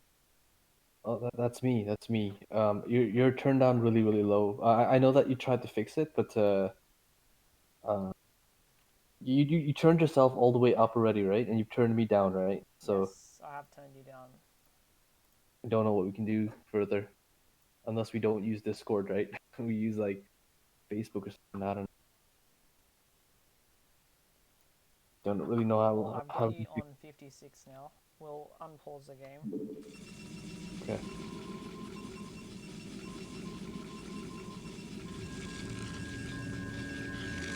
Yes, I'm using OBS.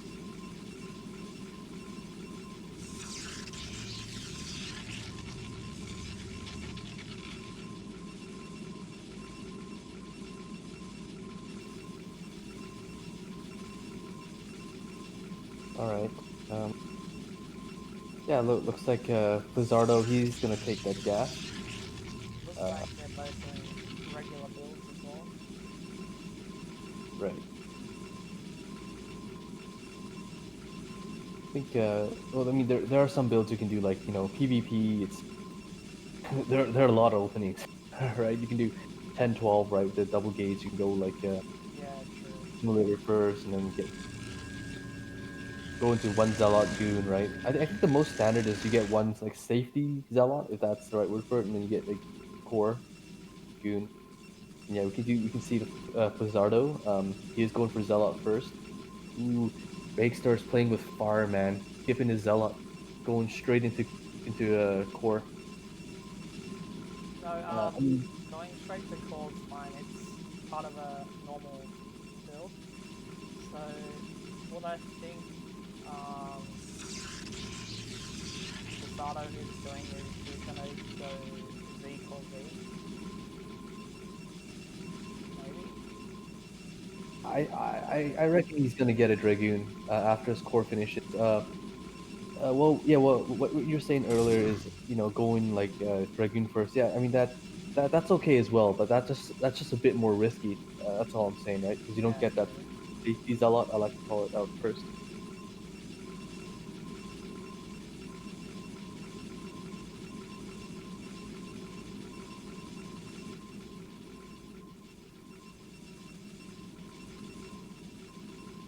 There's no pressure getting done with the Zealot first as well, so I guess Berg's is gonna get away with that. Yeah, yeah, for sure. The zealot is I think it's mainly for Turn the game again if you can't set yourself up so we can adjust our game. Alright, try that. yeah. I think like Can't the turn zealot down the is game, main. it's already on, yeah.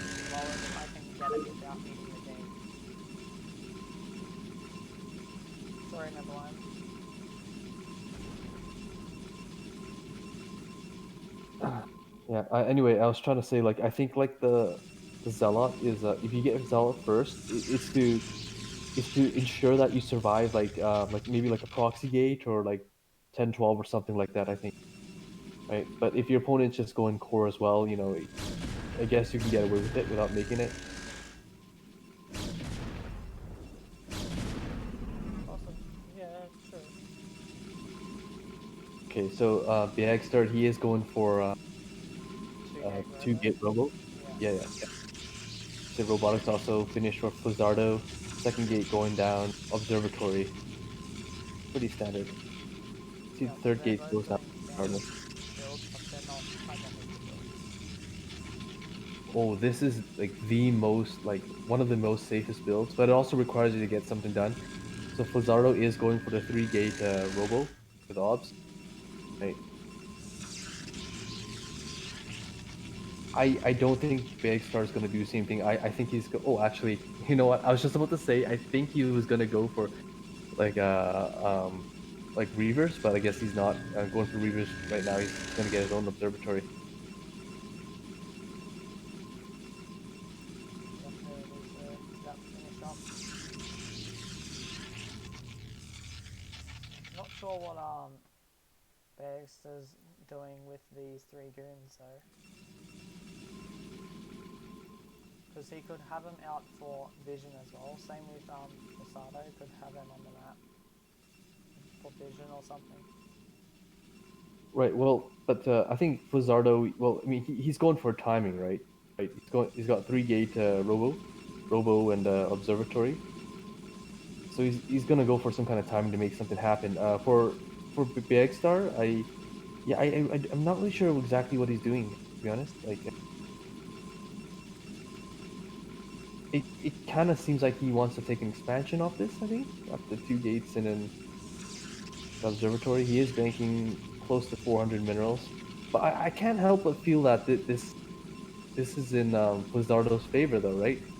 Because if Lazardo keeps on making dragoons out of these three gates, and the XR expands, I mean, for Lizardo again, as I said, right, he's going to have a timing where he can just bust through BXStar's Yeah, true. right? He should have more dragoons. He should have the army to do so, right?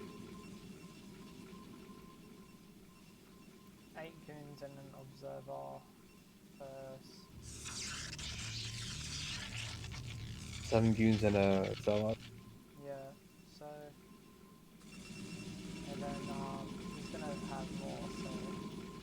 But this attack's not gonna do much. I wouldn't think so anyway. Right, yeah, and Flizzardo is taking his own nexus behind his. Yeah, I don't know. I feel like Flizzardo, he could have had more goons, but sure, you see, like the attacks going down. Great pylon by Biagster, just messing up that goon AI, causing a lot of shots to be absorbed. Okay, Flizzardo making an attack. Yeah, he's got to get something done because his own nexus is delayed. Oh, but looks like not quite able to do it. He's gonna fall back to the high ground. I mean, if he can take a fight on the high ground, that'd be amazing. But I don't yeah, think true. Biagster issue. He should probably leave his goons up here on the high ground though. Yeah, you can do that. Yeah, but again, like I don't know. Maybe he's afraid that like Biagstar has like a Reaver or something in a shuttle, right? Yeah, could be. Yeah, he can fall back to his main, right? Because if all your goons are out on the map, right, and the shuttle comes in with the Reaver to your main, that's a pretty bad position. We are seeing they start right on another 2 gates and a forge and a pillar. There is going to be an attack here at Yeah, I think Blizzardo caught a little bit out of position. I think he was worried about like a Reaver or something, so he put all his goons in his main. But this allowed Bagstar to kind of get a better concave. But Bagstar he didn't really press the attack, so now Blizzardo in position, right? I kind of feel like if Bagstar had attacked while like most Blizzardo's goons were still in his main, he probably could have killed the Nexus, right? Because then like Blizzardo's goons would have to single file down, right? having to second guess. Lizardo isn't getting it yet. Okay, the Reaver is out for Flizzardo.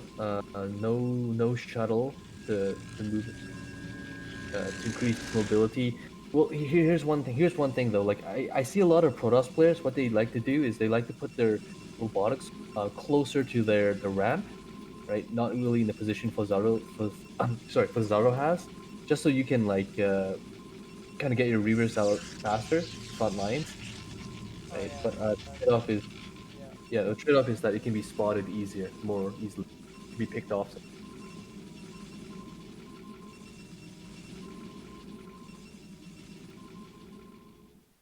Yeah, it looks like BX Star's not even going for reavers of his own, right? He's just gonna go like yeah. gates He's and got links, I guess. a good position with his goons though up on the high ground here.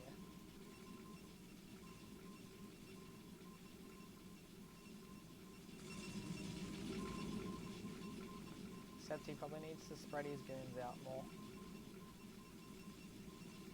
I think have them more in a concave. If you took a look at the top left, Flizzardo is getting like a ninja expansion in the top left. Yeah, just seen that.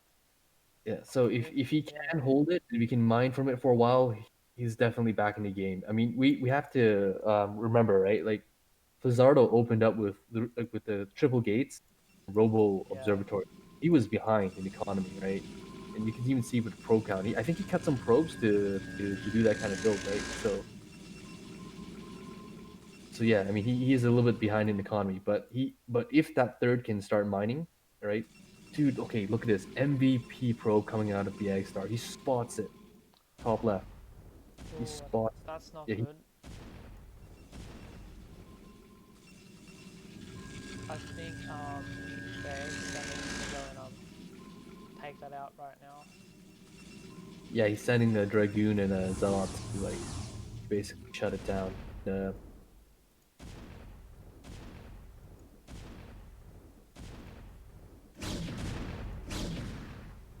yeah, Look at I the think AI on this zealot. We're just moving backwards and okay with the loss of that Ninja Expo, I think it's triggered Flizzardo to make an attack. Kind of feel, I think, kind of feel that possibly, like yeah. yeah, he thinks that like he's got to pull the trigger now. But Fasado does have two Reavers, and there is no Reavers for those by the looks of it. right, but he's facing a massive army like deficit, right? If you look at the supply.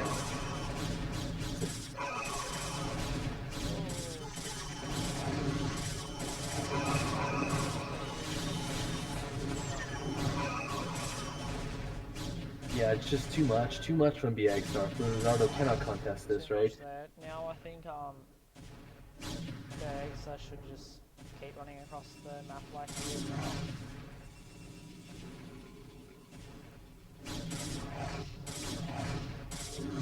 Yeah. The Expo does go down. Flizzardo's in a world of trouble right now. BX there, it's gonna press the hit you. It's just gonna press the attack. I mean, even if Flizzardo can hold this at his natural right, he's really behind, right? Because BX is also starting off his own third, and I don't even think he can hold this. BX just has too much. The supply difference is too great. We should be seeing a GG. Oh, there we go. Well played to both players.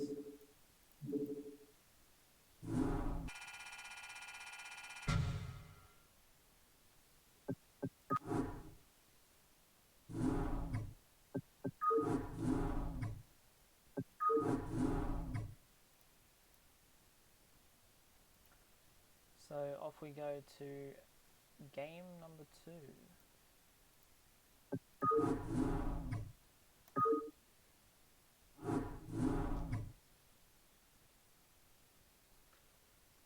Game's up, Shroom.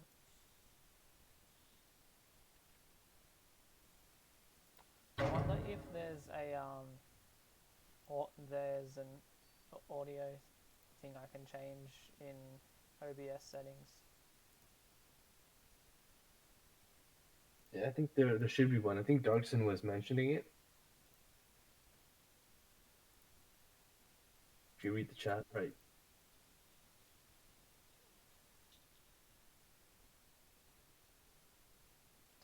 Yeah, I'm just gonna find it.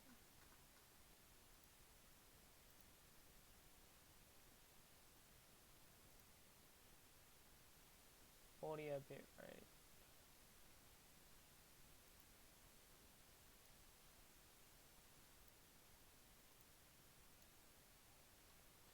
So, I'm not sure if that changed anything or not, but we hope so. Alright, so let's get on to game 2 being played on Polyploid.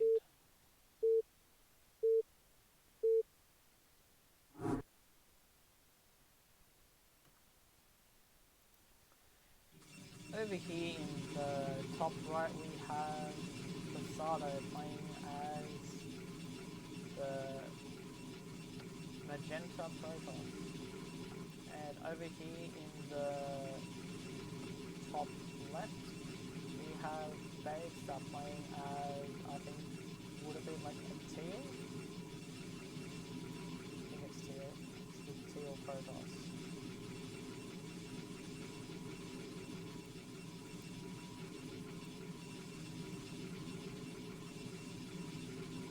Map is actually no, I think it's like peach or something like that. No, it's not really teal. Peach color. Yeah. So anyway, the map is Polyploid. This is like the new fighting spirit, to be honest.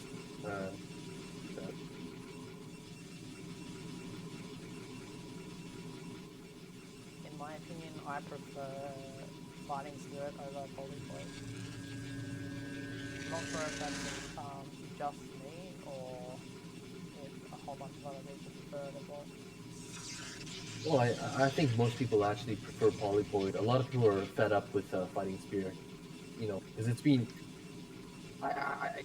it's like older than me, man. Okay, it's not that old, but Yeah. it's basically been here forever.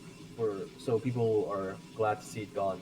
The map pool, you know. But that being said, I actually agree with you. I'm an old school kind of guy, so I do like those old maps a lot. Fighting Spirit, Circuit Breaker, Sylphid.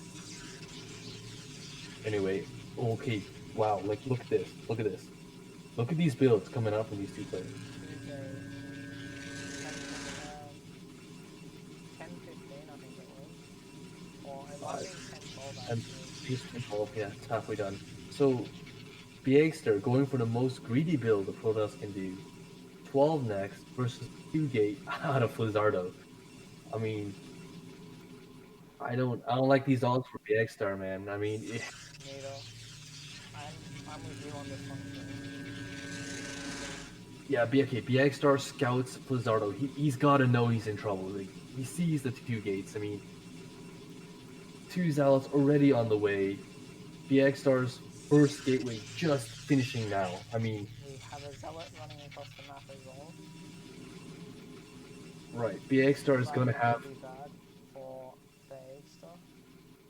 Right, yeah, BXStar, he has to have like Bisu like Micro Man or like Stork like Micro to. Well, actually, no, Snow's the Odas Micro Gosu guy, right? He's got to have like Pro Gamer Micro right now to survive this. Yeah, Flizzardo walking past the natural, going into the main with the Zealot. I mean, he must love what he sees here, right? Oh yeah.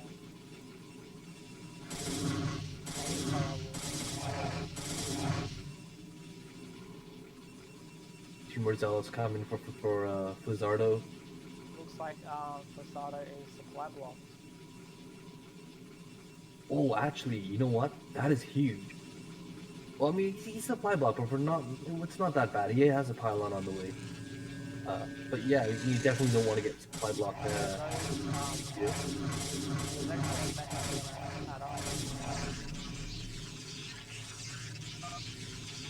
So it could be is the time for having an extra couple belts.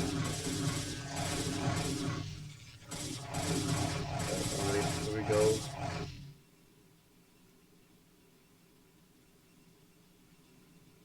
Actually, you know what, Bugs? Maybe that supply block really did affect it even more. Because look, he's still on 3 zealots. Only one more zealot is coming Yeah, for true. Gardner, right? While BXR already has 5 zealots. So, yeah, you know what? Looks like BXR holds it off. He is in a commanding position now. Like he got Nebula, away. is the stream lagging for anyone else or just me?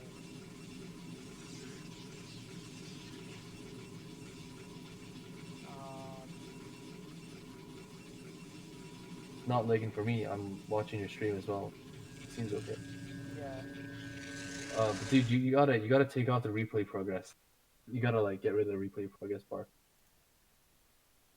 Oh, that, yeah.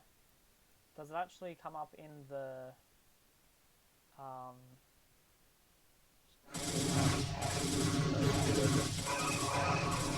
Yeah, that's what it does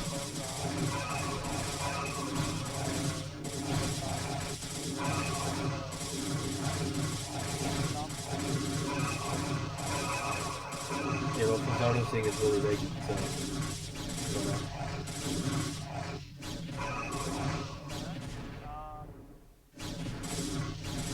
Let me pause it for a sec.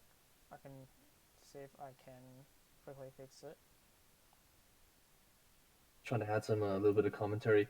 Yeah, I think yeah, BXR he did a great job of holding it. I'm not sure why there were so few outs from Fazardo. I guess maybe that supply block was a little bit bigger than I thought. I don't know. Maybe I'm wrong. I mean, I'm not a Protoss, so but I do see 2 shield batteries on the way for BX Star. He's got 1 shield battery in his main and one in his natural. So I guess he was really afraid that Lizardo was going to break him, but that didn't turn out to be the case. Okay, I hope this changed it. I'm not sure. We'll find out.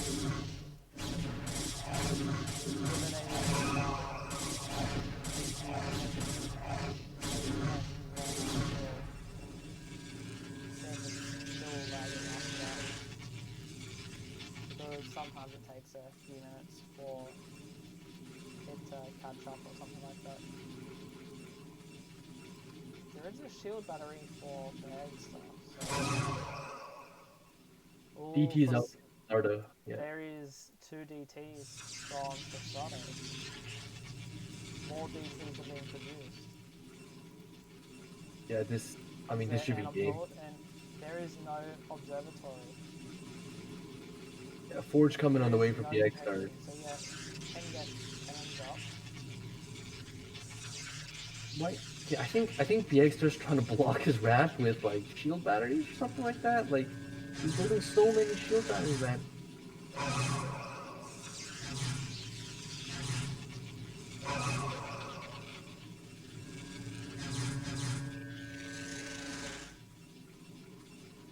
There is another 2 DTs on the way as well. Oh, did you see that? Did you see that micro at the top of with the X-Star? So he put his Dragoon on the ramp and his units on the ramp to block the DPs, right?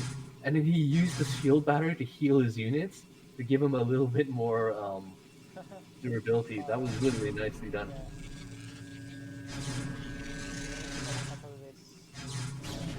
Yeah. Oh, that's so unfortunate. One hit.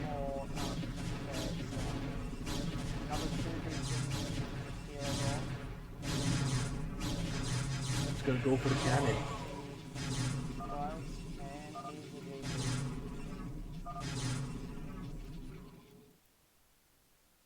Well played to both players, I guess. Also, is the stream still laggy? Now, I know on your screen it says the screen isn't lagging at all, Shroom. Is that correct? So it's not laggy for you? Yeah, it's not lagging for me, but for the guys in the chat, say that it's lagging. hopefully it's fixed. So it is 1-1. So let's go to game number 3. It's gonna be Shakuras, right? Or what was the maps this week? Um, the next map is Circuit Breakers, I think. Circuit. Now, this may offend a lot of Terrans out there, but in my opinion, Circuit Breakers really should be called Terran Breakers.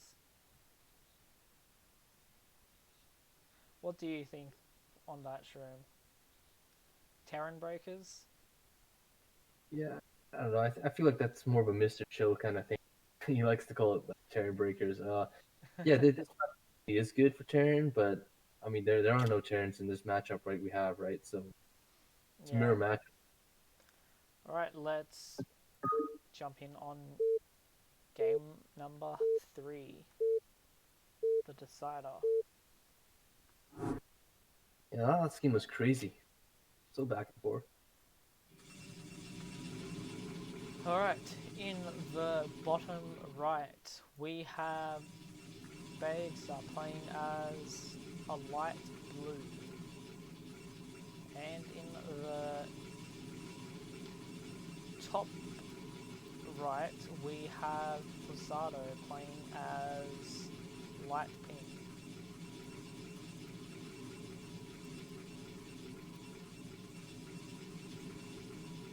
Oh, my wrist is like so sore right now for some reason.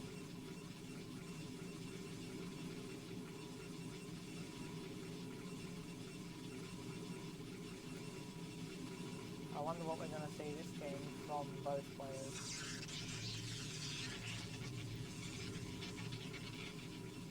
Yeah. Well, conventional like wisdom says that this will be a macro game since Circuit Breakers is generally regarded as a macro map or a map more suited for macro. I think I've said it before though. Doesn't mean that we will see a macro game, but it does lend itself to a more macro game. So I'm interested to see if BXR will try to do that like 12 next again. Okay, no, he's not gonna do. Gotta go for gate. Both going Yeah, for gate. yeah, we're not going to see a 12 next by the looks of it. Nothing too crazy. Kind of feel like if yeah, like well, BXR he tried to do it last game, right? And it didn't really work out for him. Hollywood is somewhat more of a macro map as well. Okay, interest. Yeah, Flizzardo, he's going for those two gates again, 10-12 again.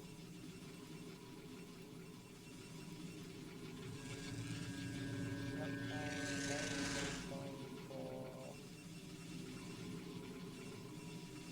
He's gonna go for Zella core. Yeah, Z-Core.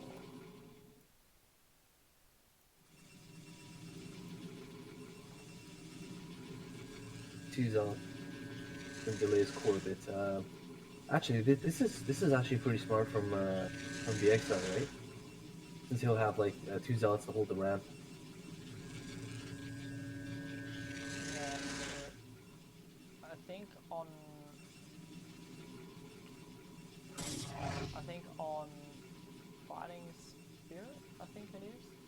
Um, you can actually hold the ramp with one zealot. Well, I mean, on this map, you can hold the ramp with one zealot as well. I'm talking about like the durability, right? Because if he only gets one zealot, he could get overpowered, right? But again, with Lizardo, he is going 10-12s. Look at that, even a third zealot coming out for the Egg Star. So I don't know if Lizardo will actually be able to get anything this game. So it was a Z-Core Lily Right. from I think Bagster.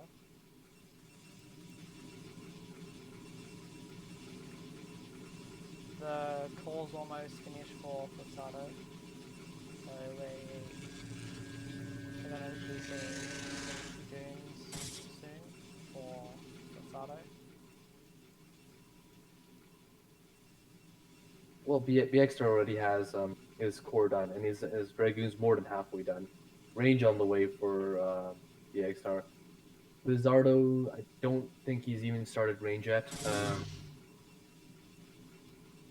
He's a little bit behind in the tank department.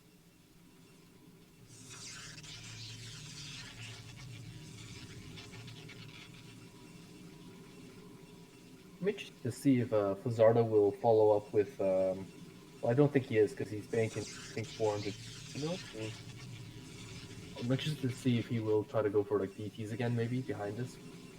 Maybe. I don't know. I kind of feel like if he was gonna do it, he would have already, done a Citadel. Oh, look at that, Fazardo killing. Did he kill one of his own probes? Is that what he did? So, Yeah, unit now? Sure. Okay, it will be robotics follow up from Fazardo, so not gonna be DT. That. He's probably gonna get a Nexus. He's got nothing too. yeah, is the stream still lagging, by the way? Nebulum and Posado.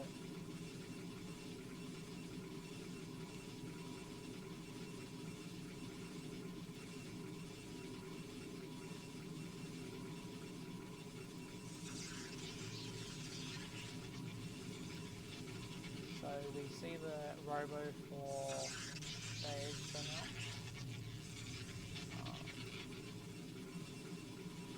Posado as well. 3 gates for 2 gates. Right. This is the positioning I was kind of talking about before. Like, you want your robotics close to your ramp so you can like crawl those reavers down faster. Okay, hold that thought. Looks like BXR is gonna try to make some kind of attack. Attack across the double bridges. Ooh, that's risky. Yeah, it's better if you go the long way around, right? Up that high ground and around. But I don't think BXR is gonna be able to do anything about it. Blizzardo has triple gates, right? And he has what, like four? He's got 5 goons, 2 zealots, right? Uh, I mean, Yeah. I guess BXR has one more zealot, but the Blizzardo has the advantage of like home base, right? His units are gonna be so much closer to reinforce. And yeah, you can see 2 more just in time for Blizzardo.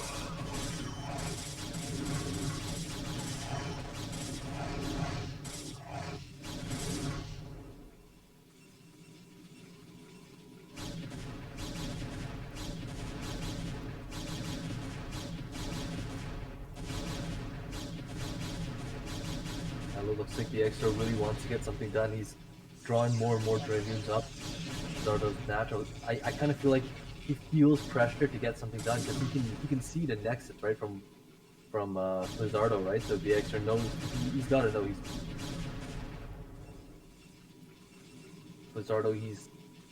He's only one probe down, so I mean I would say that even though his opening was kind of like setting back a bit, he's managed to recover pretty quickly, right? He's fast men, so Yeah, definitely. Now, Bags is only getting his natural now as well. So, a bit later than Fusado.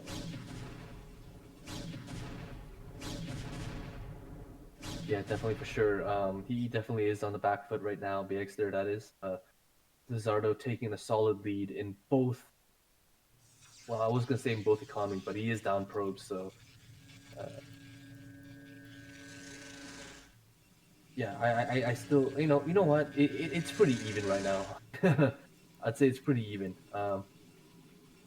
Curious to Yes, see I'd it. agree. It's pretty close to it. Right.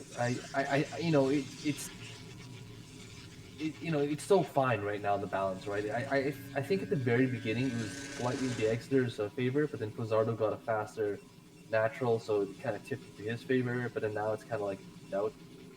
And yeah, if you look at their probe counts and their supplies, they're basically even. Yeah. So, Uh, the game could go any way at the moment. right. I'm kind of interested to see that BXR he hasn't gone for the support bay. He built this robotics here, right, in a position which would allow his reavers to go to the front faster. But yet Yeah, but he there's did. no poor thing. Yeah, he didn't build like reavers out of it. Yeah, looks like Lizardo also not opting for It's reaver. citadel of a dungeon built, so I think we are gonna see some DT. Well, not so much DTs at this point. Although we may see like random DTs for harassment. Actually, He's gonna. we could even see High Templar, because I know Yeah, High that's what Templar I. used in PvP a bit. Yeah. That's what I think he's going for. I totally agree. He's really looking for that Templar archives to get Storm right and to get those Templars out. Yeah, definitely. They start coming across the map with his army. Ton of Dragoons. Be looking to pressure Lizardo a bit, or maybe posture his army.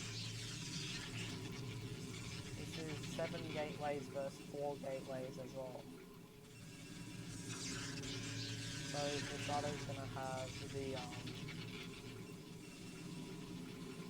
higher production. Yeah, for sure. The gates, they're resting right now. It means there's nothing being produced. But yeah, he waits. The XR that is. Lizardo will have the macro advantage. Now we see the huge engage. Good concaves from both sides. I think the XR might have a better army to have a little more goons, a few more goons than Lizardo.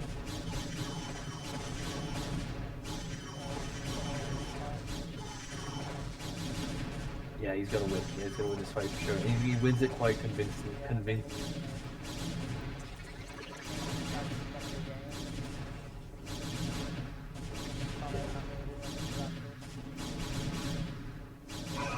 Yeah, I feel like the gates came out just a bit too late, Yeah, there's the GG. Well played, and Bergster wins that 2-1.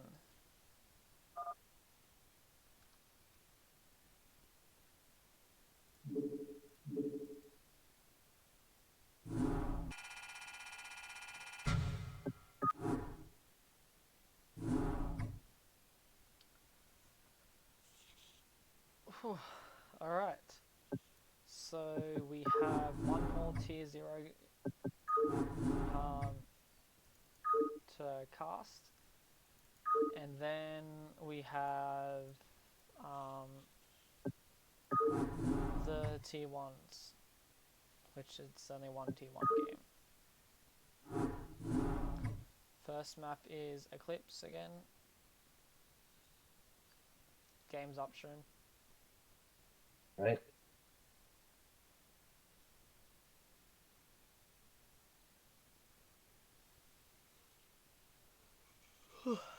Alright. So. Alright, let's see what matchup this is going to be.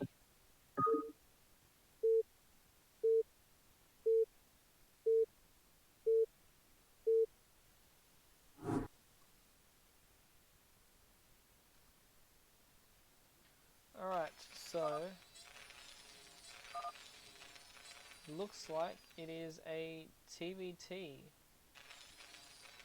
So in the bottom left here we have a Nebline playing as the Magenta Terran. Looks like they were having a bit of latency problems there as well. In the top right here we have, oh, that is so hard to read. We have Exit playing as, what colour is this, like dark blue, violet type of colour.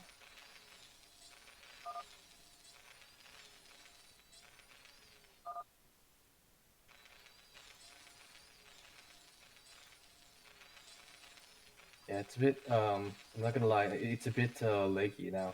Watching the stream. I'm just gonna quickly fix up my chair. Like in game, it's fine, but on your stream, yeah, it is a bit laggy. Fortunately. I can try and fix it again.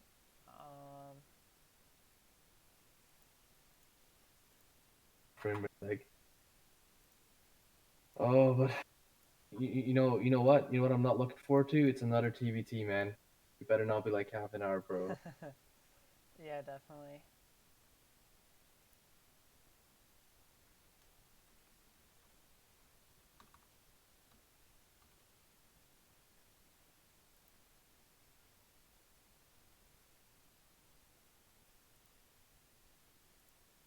Okay, let's hope that cleared it up. Hopefully. Alright, let's continue.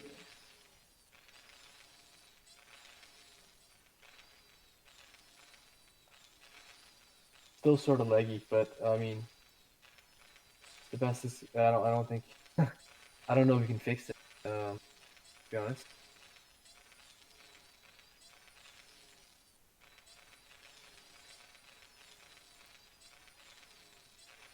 So yeah, Oh look, shit!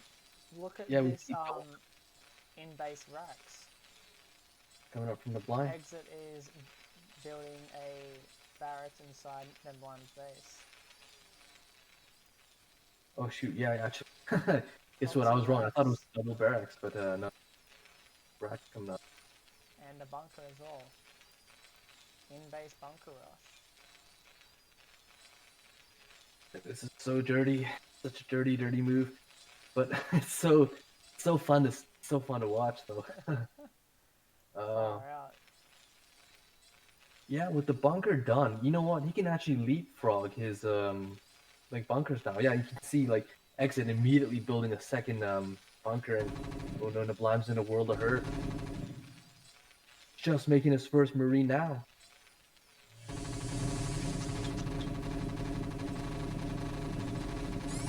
He's gotta kill that SCV. He's gotta. Oh no, the bunker finishes as well.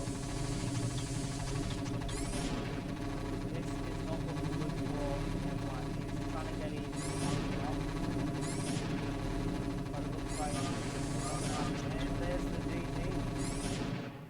Yeah, very cheesy win from exit, That but was you know what? a very cheesy and fast game.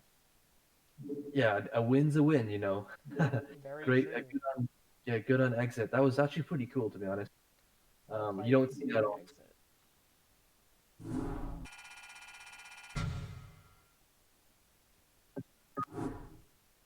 We don't often see that done in TBT. Definitely not. Alright. Game 2.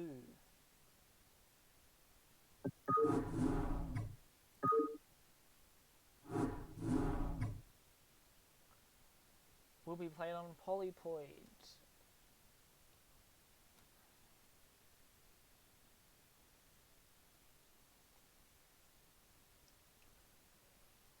Whew. Game is up. Can you refresh the slots? Like set the game to public and then open and close the slots a bit. Oh no, don't cancel. Hover over your name. Okay, well there's an option that says set to public. It's just that I can't Oh join for yeah, some reason. yeah. Make game public. There we go.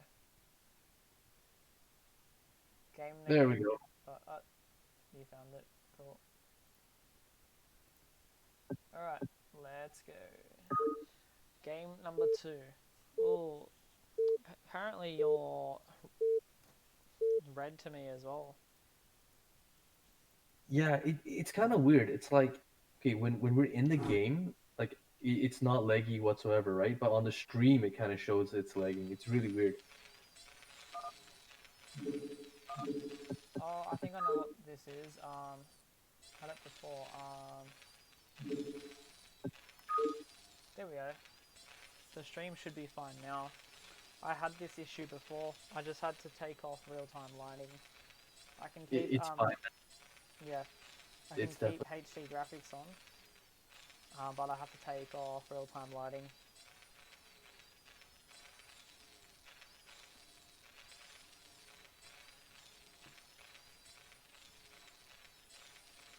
yeah. So the top right, we have the green Terran, the blind. Bottom right, orange Terran exit. Yep. Not his polyploid mentioned I'm gonna before. open up this window because it is getting pretty warm in here. Yeah, don't forget to take off the replay progress bar, right? Yeah, I'll do that. Keep forgetting because I am used to having the overlay on. Yeah, yeah.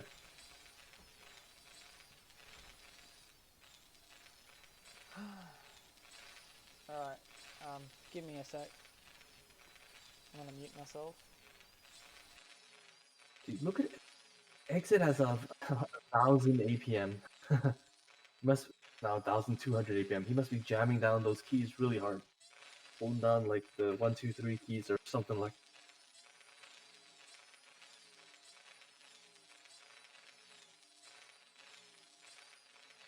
Exit opting to go for a normal build this time, not an in-base bunker build. Same thing for the blind. See mirror builds coming out.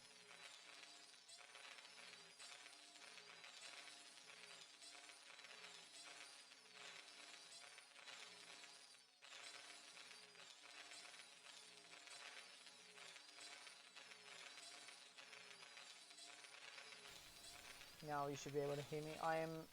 I'm not streaming all the replays of that week. I'm just streaming Group A. After this best of 3 that we're doing here, we're on to game 2. Exits 1 up. So after this, we have one more game to cast, which is a tier 1 game.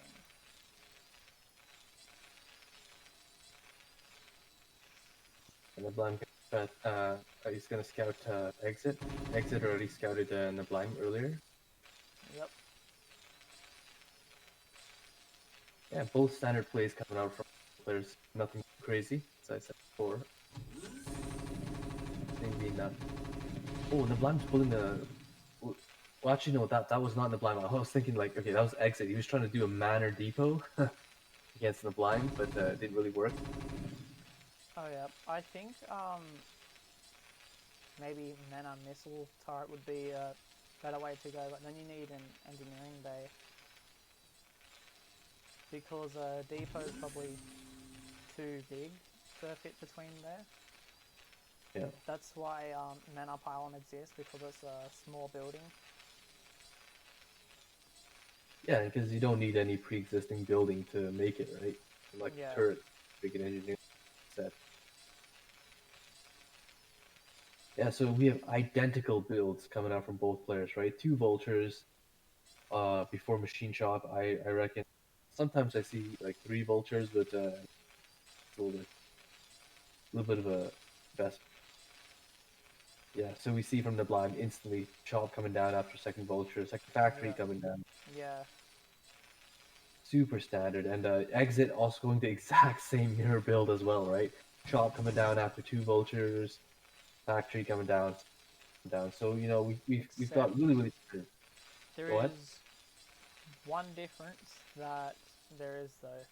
Neblime has 2 more SCVs, and they're getting stuff up at the same time. So that means Neblime's gonna have more resources to play around with.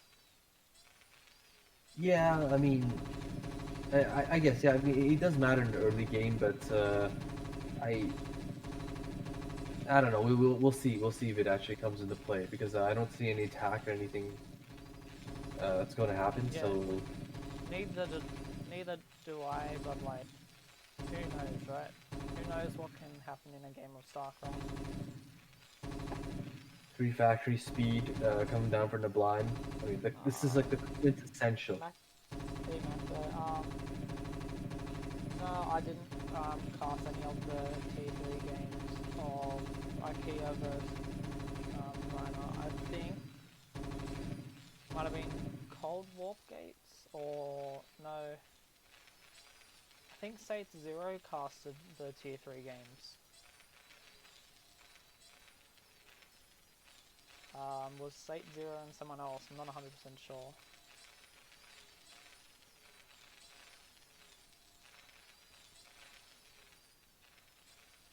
Yeah. I was just saying, yeah, like Nablime is playing the quintessential TVT, you know, the triple factory, vulture speed first, and you get mine. Exit is, he's going more for like a tank heavy style. It's probably going to be get We do Academy. see a starport getting built from Exit as well.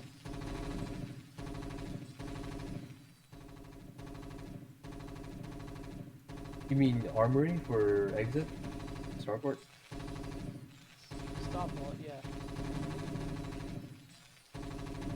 Where's the starport for Exit? In the very bottom right corner, the starport is.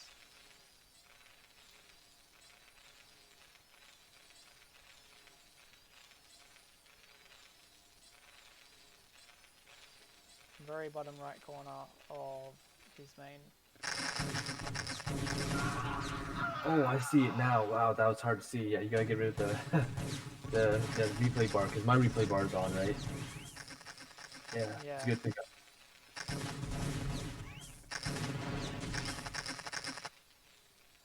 Good zoning by Nabline. Very good zoning. He's laid like a million mines. Mines are here as well. Although, in my opinion, I think the mines should be spread out a bit more, because it's very easy for, say, several mines to, say, hit one thing, then it's just a waste of mines. There's that, yeah, but you also want like a lot of mines clustered, so then if they do trip, you'll get a sure hit. Because if you space out your mines too far, like the turn can just like defuse them, kind of like even without offset. Oh, that was a massive mine hit. That was a massive mine. Another massive mine. Those are good mines. So yeah, I think Exit was trying to get something done with that push, like maybe camp Nablaim's like main, but turns out that Nablaim's the one doing the camping now, right? Oh yeah, Those mines, I agree. those mines really like shifting the favor into Nablaim, to Nablaim's position. But Exit does have a dropship, loaded up 4 Goliaths, and looks like he will be trying to do a Goliath drop against Nablaim.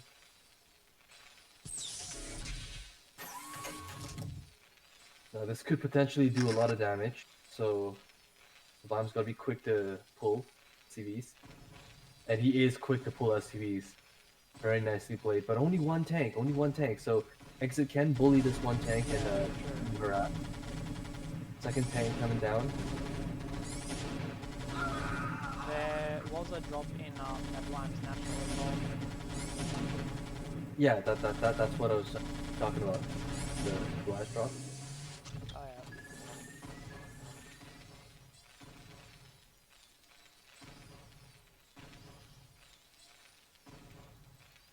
So Nablaim does pull away his SCVs and stop that drop successfully. You can see they're both uneven workers, so I don't think that drop did too much damage to Nablaim.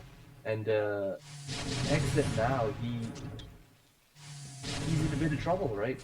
I mean, he's completely contained, right? And Nablaim's taking his third.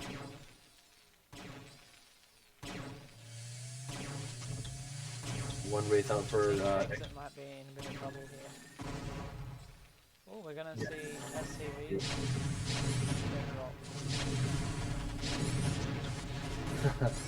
I like this. I like this from Exit, definitely. Trying to pretend that he's a Protoss player, right? Dropping, using a dropship, dropping SCVs to kill the tanks with splash. Okay, here it goes. Exit is pulling the trigger. Let's see if we can break Nablaim's stronghold. Good targeting by both players. Question though, right? Would drop down instead of SCVs? No, it doesn't really matter.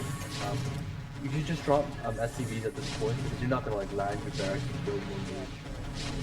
Actually, SCVs take 3 hits from tanks to kill, whereas drones take 2, so maybe SCVs aren't that bad.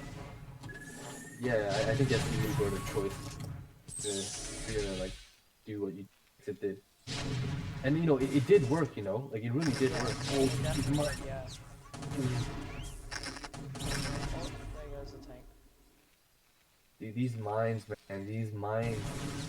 The blind mines. Oh, does that rhyme? You know, and the Blime loves, right?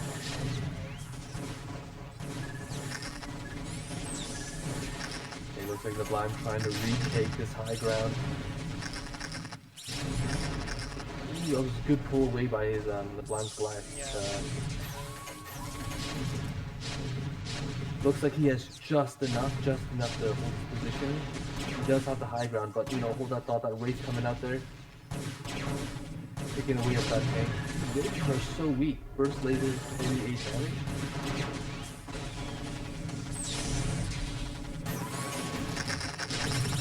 Man, these mines, have paid for themselves. Dividends. Exit doesn't really have much defenses now. Like, he doesn't really have much. Yeah, I do think the Blime has this. I mean, Exit's kind of running out of steam. I mean, he put everything into breaking that position, and then the Blime, and unfortunately for Exit, he still holds the high ground. So, and you know, looking There at is the Wraiths out though, so right, but it's only like one Wraith, right? Like one Wraith takes forever to kill a siege tank, so the Blime right now. Right. Yeah, I don't see. I mean, unless Exit is able to reach the Blime's lines, this game is over. The Blime has a third, right, and he's mining healthily, right, from the third as well. Although he does need to cap that as soon as possible. It's 7 factories to 1, 2, 7 factories to 5 factories, right? So yeah, 1, 2, 3, 4. yeah. So yeah, so definitely the Blime ahead in every single metric. That's 5 factories. Oh no, it is only 4 factories, excuse me. Yeah, it's 4. So 4 facts to 7. big difference there.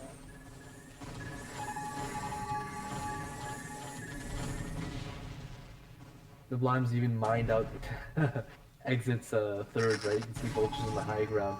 Looks like Exit is trying to cross the map. Intercepted again by these mines, man.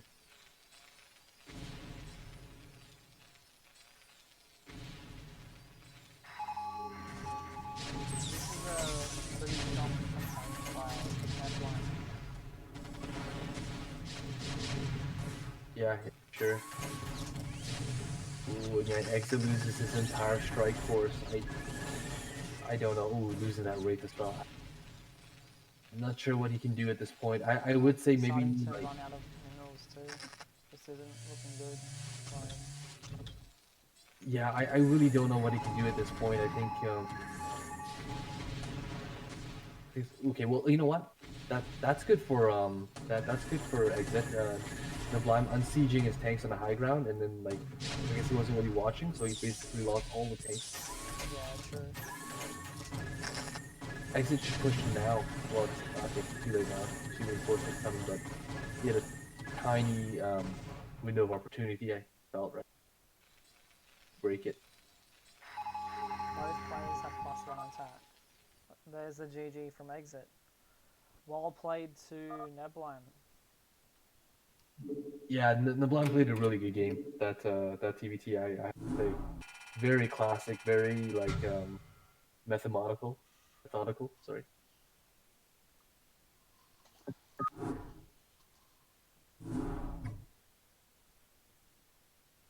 Yeah, and, you know, I really think that also shows the strength of that super standard three factory vulture, right? I mean, there's a reason why people do that kind of build, right? Or it's known as a really common build. It's just so strong. I mean, it's not that like what Exit did is bad as well. There are merits to Yeah. going with Tank and Goliath and Vulture and trying to get like, push, but it's just those mines, you know. Those mines blew up his entire army. Neblime is God. Yes, I definitely agree, Jacino. Neblime is God. Fellow Australian bloke too. Yeah, But I that had to. was a nice TVT. So let's go to game 3, Breakers. the decider of the match. Getting played on circuit breakers. I'm already scared. I'm already scared to see this. TVT on circuit breakers. I mean, could be looking at an hour-long game here, man. Like, really hope not. But... Oh, you have to change your thing on Twitch. You left it at the map pool. Oh shit. Sorry, my bad. There we go. Is that good?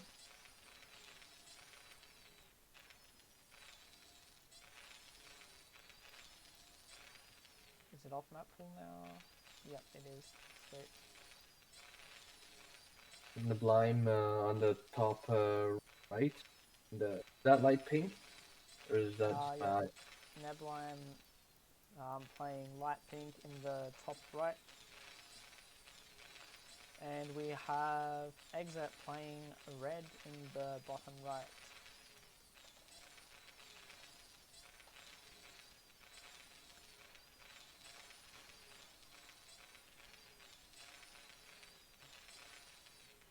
We haven't seen any ZVZs yet. Yeah, thankfully. No, not ZVZs. We haven't seen any Zerg players, so we've seen no ZVT, and we've seen no ZVP. Well, I mean, I'm kind of glad that there's no ZVZ because I don't really know much about that matchup, to be honest. I wouldn't know what I'm saying.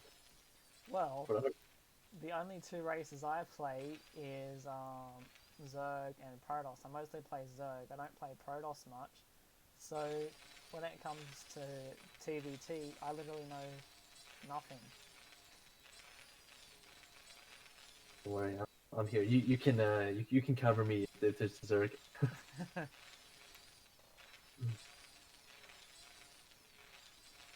Okay, just okay. You know what? Both players pretty standard so far, but there's one thing I want to like point out though.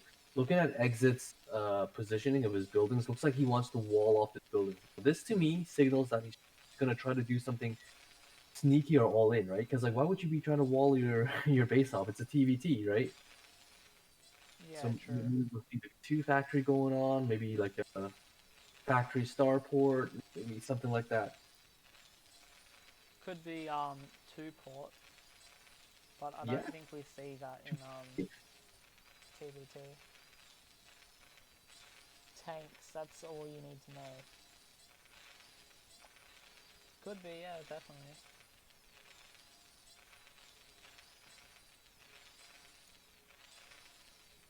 The Blime's I see getting zoned out, he's trying to come up the ramp, and he's like, get in, there's like a wall.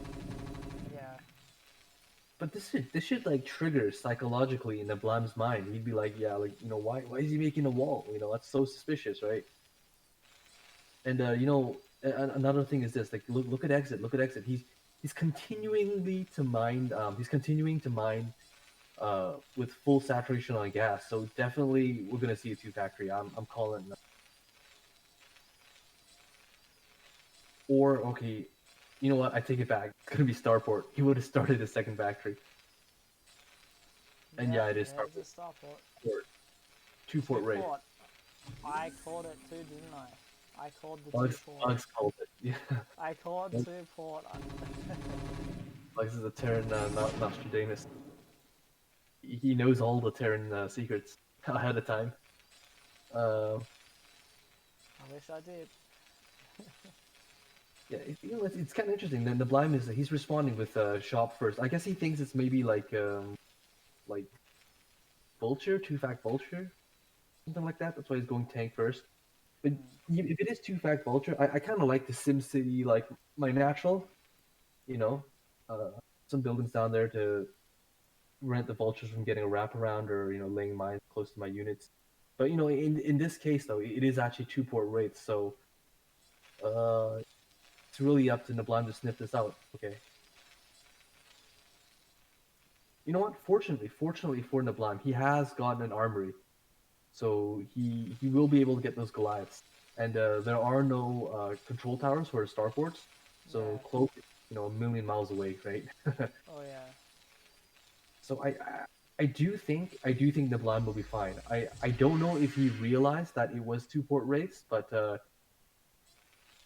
he will counter this, and exits will be in quite a lot of trouble. I feel. Well, like in my opinion,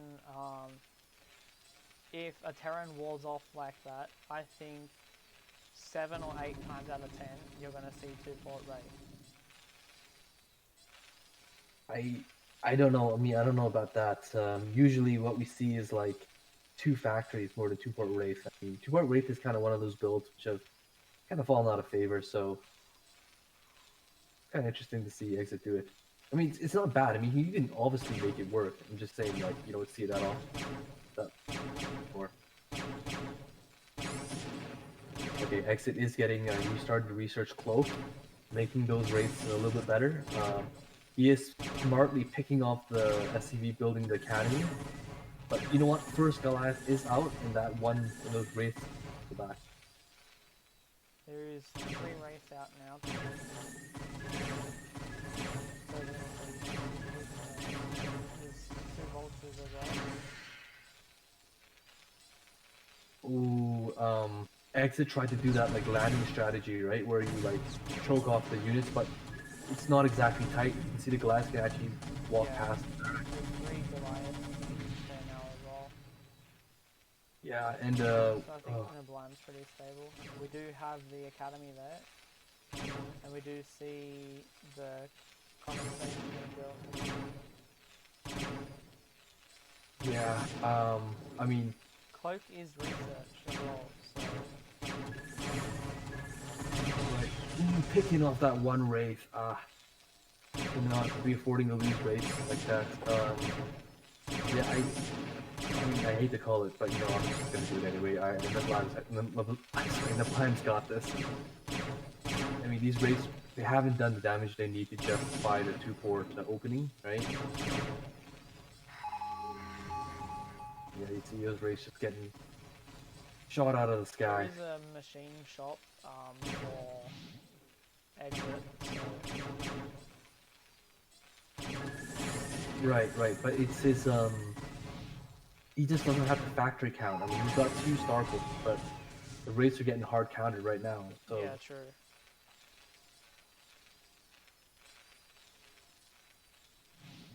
forgive my poor casting. Like, it's almost 4 a.m. here in the morning. Super. It is 10:34 p.m. for me. Half an hour to 4 for. All right, I like this from Exit. He's getting something done at least. Forcing the transfer of SCVs. And again, it's just not enough though. It's not enough to justify the opening that he chose. And without his barracks, without his barracks, he's stuck on one factory. And I'm really worried for him because Niblaim is pushing out right now. Oh yeah, this isn't looking good for exit. Wait, like, does he even have siege mode? In his machine shop? Didn't see if he has it. I don't think so. Yeah, like if. Okay, he does siege mode, but his siege is too far out. Niblaim's gonna come across the bridge and he's gonna pick off those tanks in this bridge.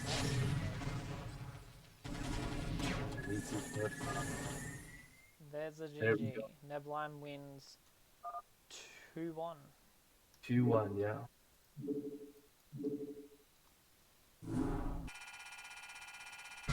Well played to Niblaim. Giving Rhyadon more points. Yeah, I think that was a good game by Niblaim as well. So, Again, a really standard game from Niblaim. Definitely. So that is all our tier 0 games. So now we have one more to cast, which is the tier 1 games.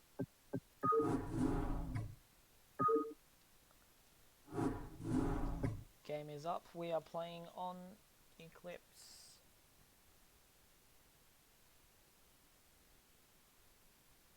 Where's my phone doing?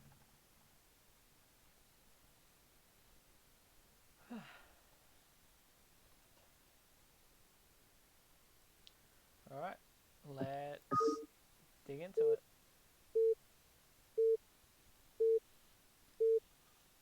What matchup is this? Let's see. We have a ZVT. Alright, this will be an interesting game. So, in the bottom left, we have Bosho playing as the Pink Terran. And over here in the top right, we have Jiffy Mix playing as, I think this is Teal or Aqua, something like that, as Zerg.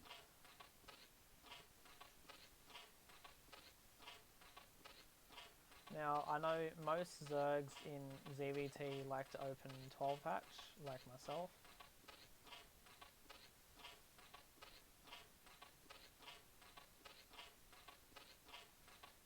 Yeah. Yeah, this map Eclipse, man. I mean, you can do basically any opening from both players. It's kind of standard. You can do, yeah, as I said, basically any opening. But I do kind of feel like due to the current state of the meta and everything for Zerg, we're gonna see some kind of two hatch play. It's probably gonna be two hatch Muta. That's the most common strategy against Terran, right? Yeah. If not like a Ling all in or something like that early in the game. I Ladders think anything to go by. this map's Terran favored in TVZ. Yeah, it is. I do agree as well. That's just going by the games I've played, because I have not won a single ZVT on this map. Well, I mean, it's not that turn favored. I guess maybe I don't you just have know, bad luck, it could be. man. No, I just don't play on this map enough. I never play on Eclipse. Yeah, I mean, it's one of those maps you have to like play a lot to kind of get a feel of map. Definitely your strategies like have to be like adjusted a bit for this map. Third, I mean, for Terran, I know because I'm a Terran player, right? It's a little hard to take the third.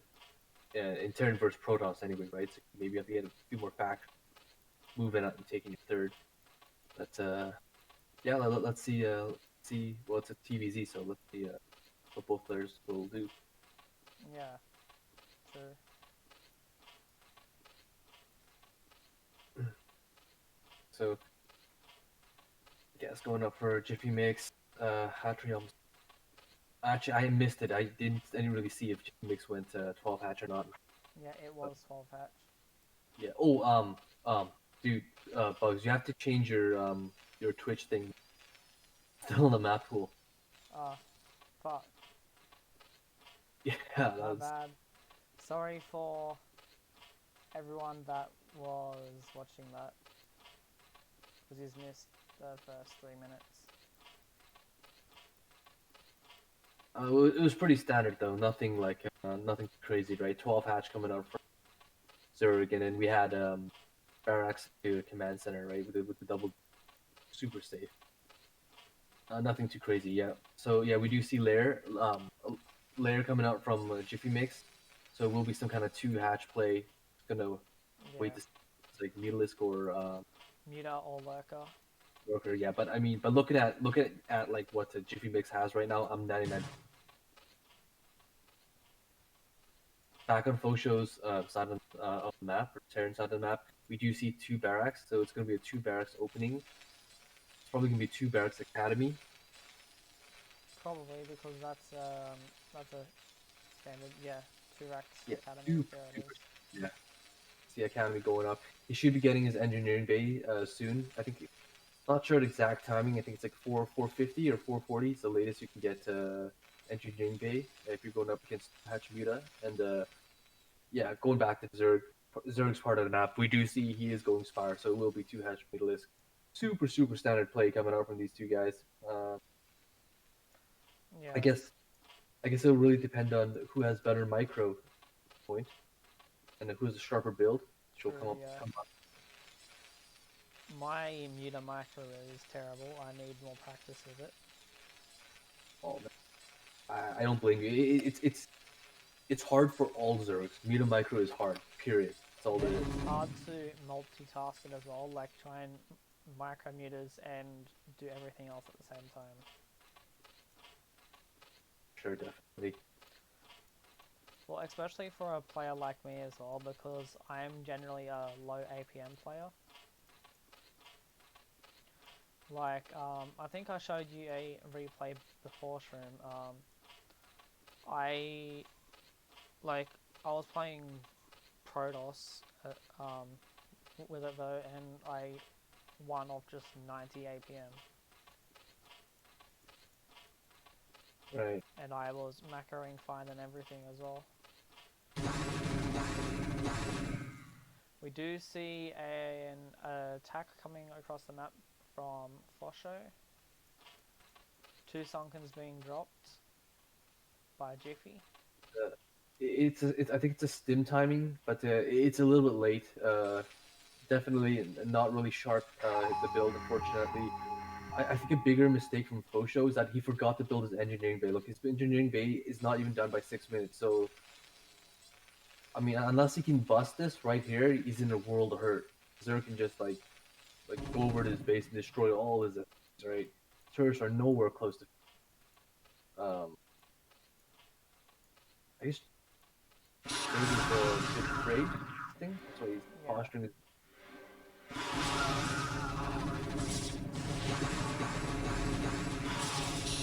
A little bit of a miss micro from the Zerg, you know. Jiffy, Yeah, not handling his Mutalisk as well as we'd like to see. So, well, I mean that's good for the Terran though. It will give him time to get like turrets up. Yeah, actually, you know what? Wow, this like Fosho, man, he doesn't even care, man. He does five barracks first before the first turrets. I mean, he is getting turrets now, but he went for 5 barracks before turrets. I mean, I guess you can definitely do that, especially since the Mutalisks are on. With the position he's got right now, he can, because Jiffy has to keep his mutas at base, because otherwise those Marines can just kill him. Yeah, that's exactly right. Yeah, because Fosho has enough Marines right now that if the Mutalisks don't stay back home, like he can just bust through the Zergs like naturally. But yeah, I kind of felt like you know that small initial group of Marines that Fosho posturing. I felt like if he had a bit better Mutalisk micro, he probably could have killed that entire group at the beginning. He had 7 Mutas before reinforcements came, Marines and a couple Lings. But you know, I mean, as we were saying earlier, you know, Muta micro is hard. I mean, I'm definitely not proficient in Muta micro at all, right? I'm not even a Zerg player, so I do know it's extremely difficult. I don't really blame him. So let's go quick stock at the players. Okay, Fosho going for factory. Factory's almost done. That's actually great factory timing. His engineering bay might have been like late, but his factory timing was on point. Let's see if he drops 2 more starports. Come on. Sure, Starports. And gas. He's getting 1 starport at least. Good. When you get your tech as Terran, you really want to start tapping your second gas. So, how did the Sunken miss the Marine, and how has it only, like, how did it only take 1 damage? Like, that is so stupid. Wait, what? Like a colony hit a Marine? 1 damage? Yeah, a Marine took 1 damage from the Sunken. That was kind of weird. Looks like Fosho's gonna go for it. He's gonna try to take out the 3rd, lining his Marines up. Dude, this ramp is a kill zone. It's a kill zone for Zerg. These sunken colonies and you. Fosho's gonna lose so much.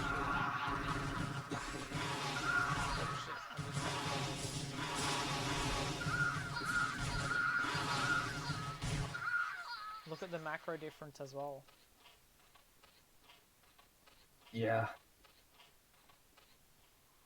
Mind you, Jiffy only has 28 workers, whereas Fosho has 44. Well, I mean that's okay for Zerg. I mean the Zerg race requires the fewest workers to like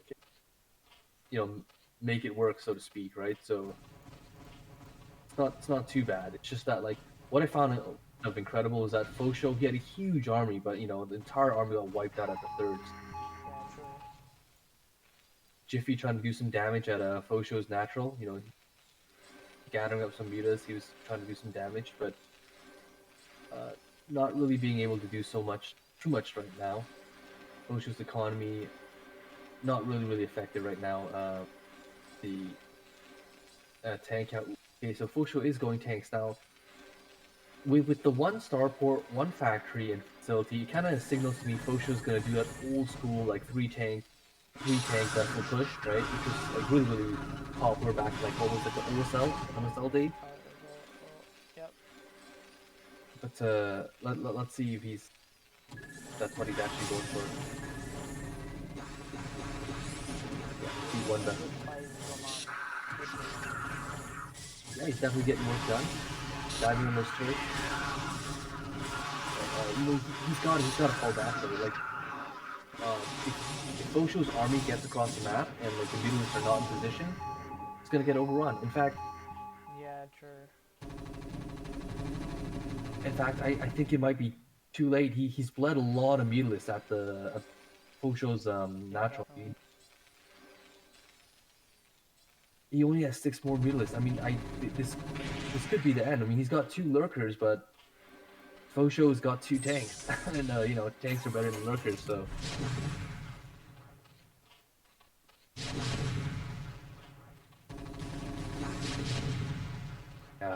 yeah, definitely Fosho. He is doing that classic 3 tank push. You see, the 3rd tank is coming up. Vessel is floating its way down. Let's hold that thought. Let's see a huge attack from Jiffy. Gang goes down. Not enough Zerg. Not enough Zerg.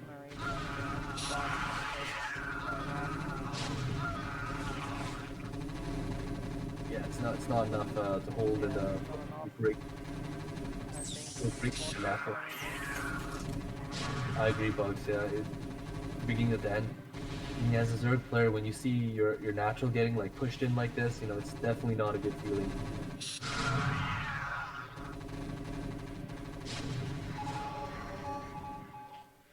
I don't know why he scanned there. I mean, he's got a vessel. Don't really have to spend energy there. Yeah, we see the desperation, like sunken colonies going up in the main for Jiffy Mace. But like here's the thing. I mean, like Fosho has 3 tanks, so I mean these sunken colonies aren't gonna do anything.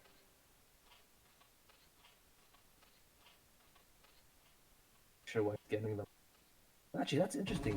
Fosho is choosing not to go into the main. Ooh, those spines though. Huge hits by those spines, and like those were the hits he needed when Fosho was breaking his neck. We have more Marines coming across the map. Alright, you know what? That engagement was nice. Like, not gonna lie, it was nice from Jiffy, but I kind of feel like it's too little too late, Yeah, Fosho is demanding. He can be using these meters to get hits off the siege tank as well. He could have anyway. Looks like he's gonna dive on the vessel though. Snipe that vessel. Nice. Nicely done. Nicely.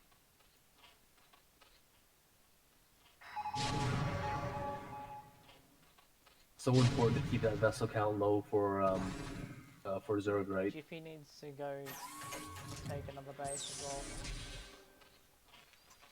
Yeah, he needs to get his 3rd up ASAP, but I don't know if it will matter even because as I said, like Fosho's so far ahead, Yeah, 1 minute already on. 39 supply. Yeah, that's a really tough call to come back from, right, for any Zerg. So yeah, definitely. And yeah, his third's about to go down. He's got 2 hatches in his third. If this third goes down, he'll literally have like one hive production, 3 larvae. So, and the last lurker getting picked off. Nicely done by Pusho. Nicely done. Gonna brute force his way up the natural or the third. The defilers are out. Oh, no GG. There was no GG from Jiffy.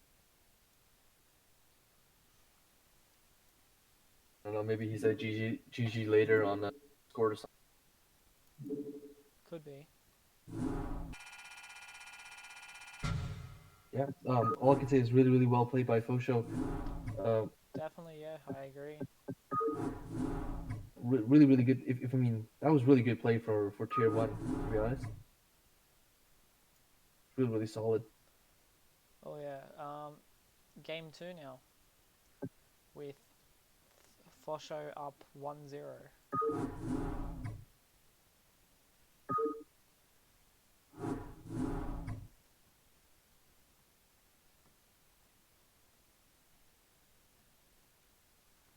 Game is up. And this is going to be on Polyploid.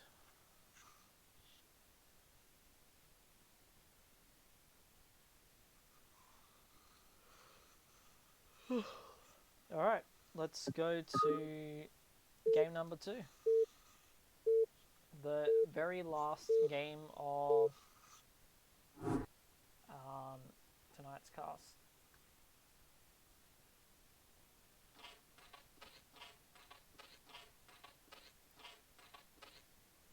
So, in the top right, we have Jiffy playing as the Blue Zerg. And in the top left, we have Fosho playing as the Pink Heron. I almost said Protoss. Don't know why. Yeah, we're itching to see a Terran versus Protoss. I don't think there was a single Terran versus Protoss today. That's why. No, we had TBT, PvP, and now we have ZVT. Okay.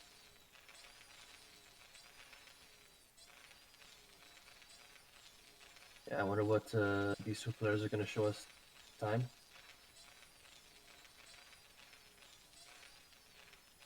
Sure, at least I can say nothing strange, right? We don't see any 8 Raxes, no 4 pool, 6 pool, right? No 9 pool speed or something crazy like no, that. we're not seeing anything like that at the moment. Let's see if it's not even going to be overpool. So yeah, it's gonna be 12 hatch again. By the looks of it, yeah. Yeah, super standard stuff.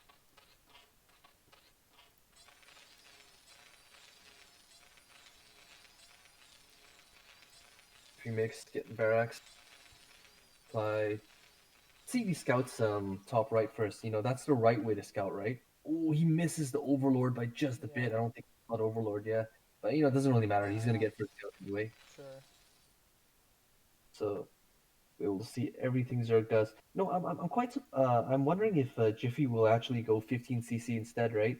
If he sees like 12 pool, right? Because you could definitely get away with it 12 pool Yeah. in the. Oh, actually, you know what? Hold that thought. Fosho is not even going to go like any kind of like bio play. I don't think he's going for refinery. So this signals to me he's going to do mech play against Zerg. I mean, Could be, there yeah. is that 1-1 Definitely build, mech but play. sorry, go ahead. I said, it could definitely be mech play, yeah. Yeah, most likely it will be mech play. There's Actually, no Marines being built either, so well, he has even in mech play you do have to build like submarines, right? Usually. there's a first Marine. Yep, there's a factory. Yeah. Well, I was gonna say like Fosho could be doing 1-1-1 build, but I don't think he will be doing it. 1-1-1 is an exceptionally difficult build to do against Zerg as a Terran. It requires really high skill. and the margins are super thin. I'm not saying that Fosho can't do it, but I'm just saying that like most Terrans actually opt not to do it these days because of the reasons stated, right? Yeah, true. Jiffy Mix is going for 2 hatch play again. Lair coming up. Most likely it's going to be muted again, right? Again by looking at the build, but you know, see he would already have his den down now if he's going to go for lurker, basically. And yeah, it is for sure going to be mech for Fosho, and I know that floating his barracks. Personally, I think like, well, so I'm a Zerg main, right? But I think there's not really any viable 2 hatch builds. Like, I mean, you can do 2 hatch lurker, I guess, but it doesn't take much for your opponent to catch it either. And then all you do is build what, 2 or 3 bunkers, and you hold the attack, and then once you've hold it, you basically win the game, right? Right. Yeah. Exactly. Because actually no, because there is a 2 hatch lurker economic build. So there's an aggressive one, which is an all-in. So if you fail with the all-in, it's basically game over. But with the economic one, you can take a third off it.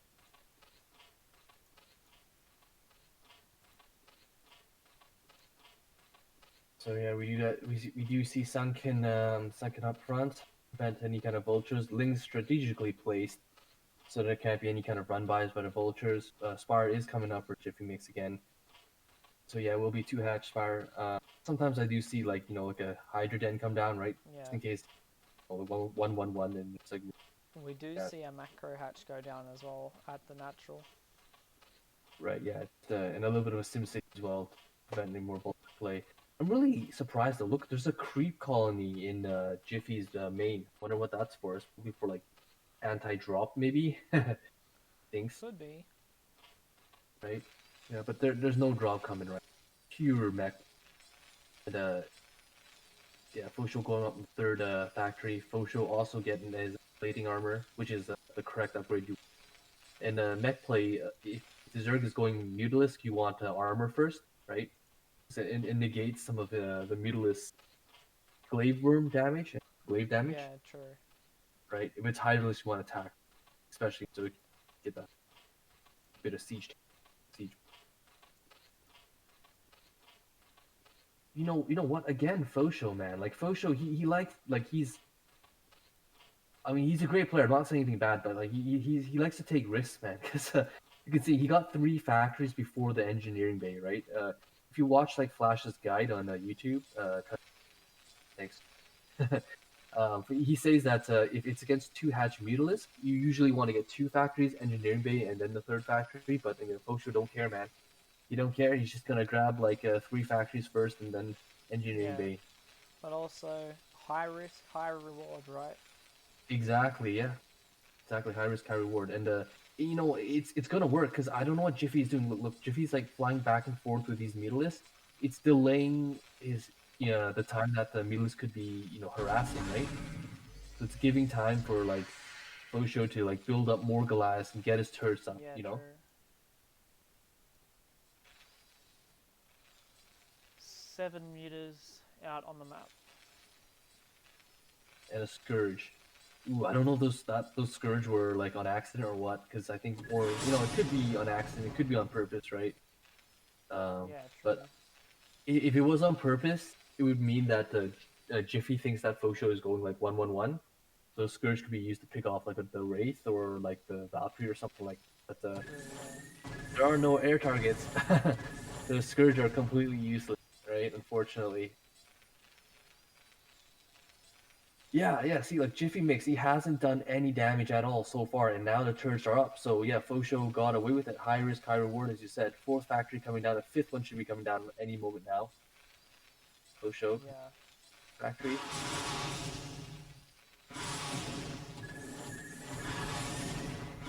So what Fosho is doing is he's doing like the five factory like timing glide, right? And this build used to be really popular like a year ago, even more than a year ago. And Flash popularized it, but it's kind of fallen out of favor now because Zergs have gotten pretty good, at stopping it. Yeah, I and Zerg, you can either go with mass like Hydralisk to stop it, right? Or you can actually go stay on mass Mutalisk with upgrades, and you can actually beat them. It's pretty crazy. But in that case, you do need a third, which unfortunately Mix does not have right now. So there is something that I didn't realize until now though. That you can actually build Goliath without any. yeah, you just need the armory upgrade. It looks like Fosho starting I his have attack. no idea what this is doing with these meters. Just like I'm not. I don't know what he was doing. Yeah, he needed them with the fight, but it looks like it's a little bit too late now. He's trying to transition Yeah, into Hydra, but too little, too late. he doesn't have enough. Exactly right. Like And then, fighters are actually pretty strong against Goliath, but like it's too late for it. yeah, it just is too late. You really do need a critical mass as Zerg to beat the Goliath, and these Hydra slaughtered, man. Drones getting pumped. But yeah, Shift usually makes just please, yeah. Yep, and that is a 2-0 win for show. Really, really strong showing from Fosho, man. Like he really played solid games both times, I feel. Anyway, yeah, thanks for watching, guys. Yeah, that's all. That's all we have for Yeah, tonight. they were some pretty good games that were played. I will be uploading it to YouTube as well. So if you missed anything, you can go to my YouTube channel, um, Bugs Bunny 20024. Um, so if we can cast again, maybe next week possibly. All right. Thanks for uh, thanks for having me on the stream, and I'll see you next. Yeah. Thanks for watching.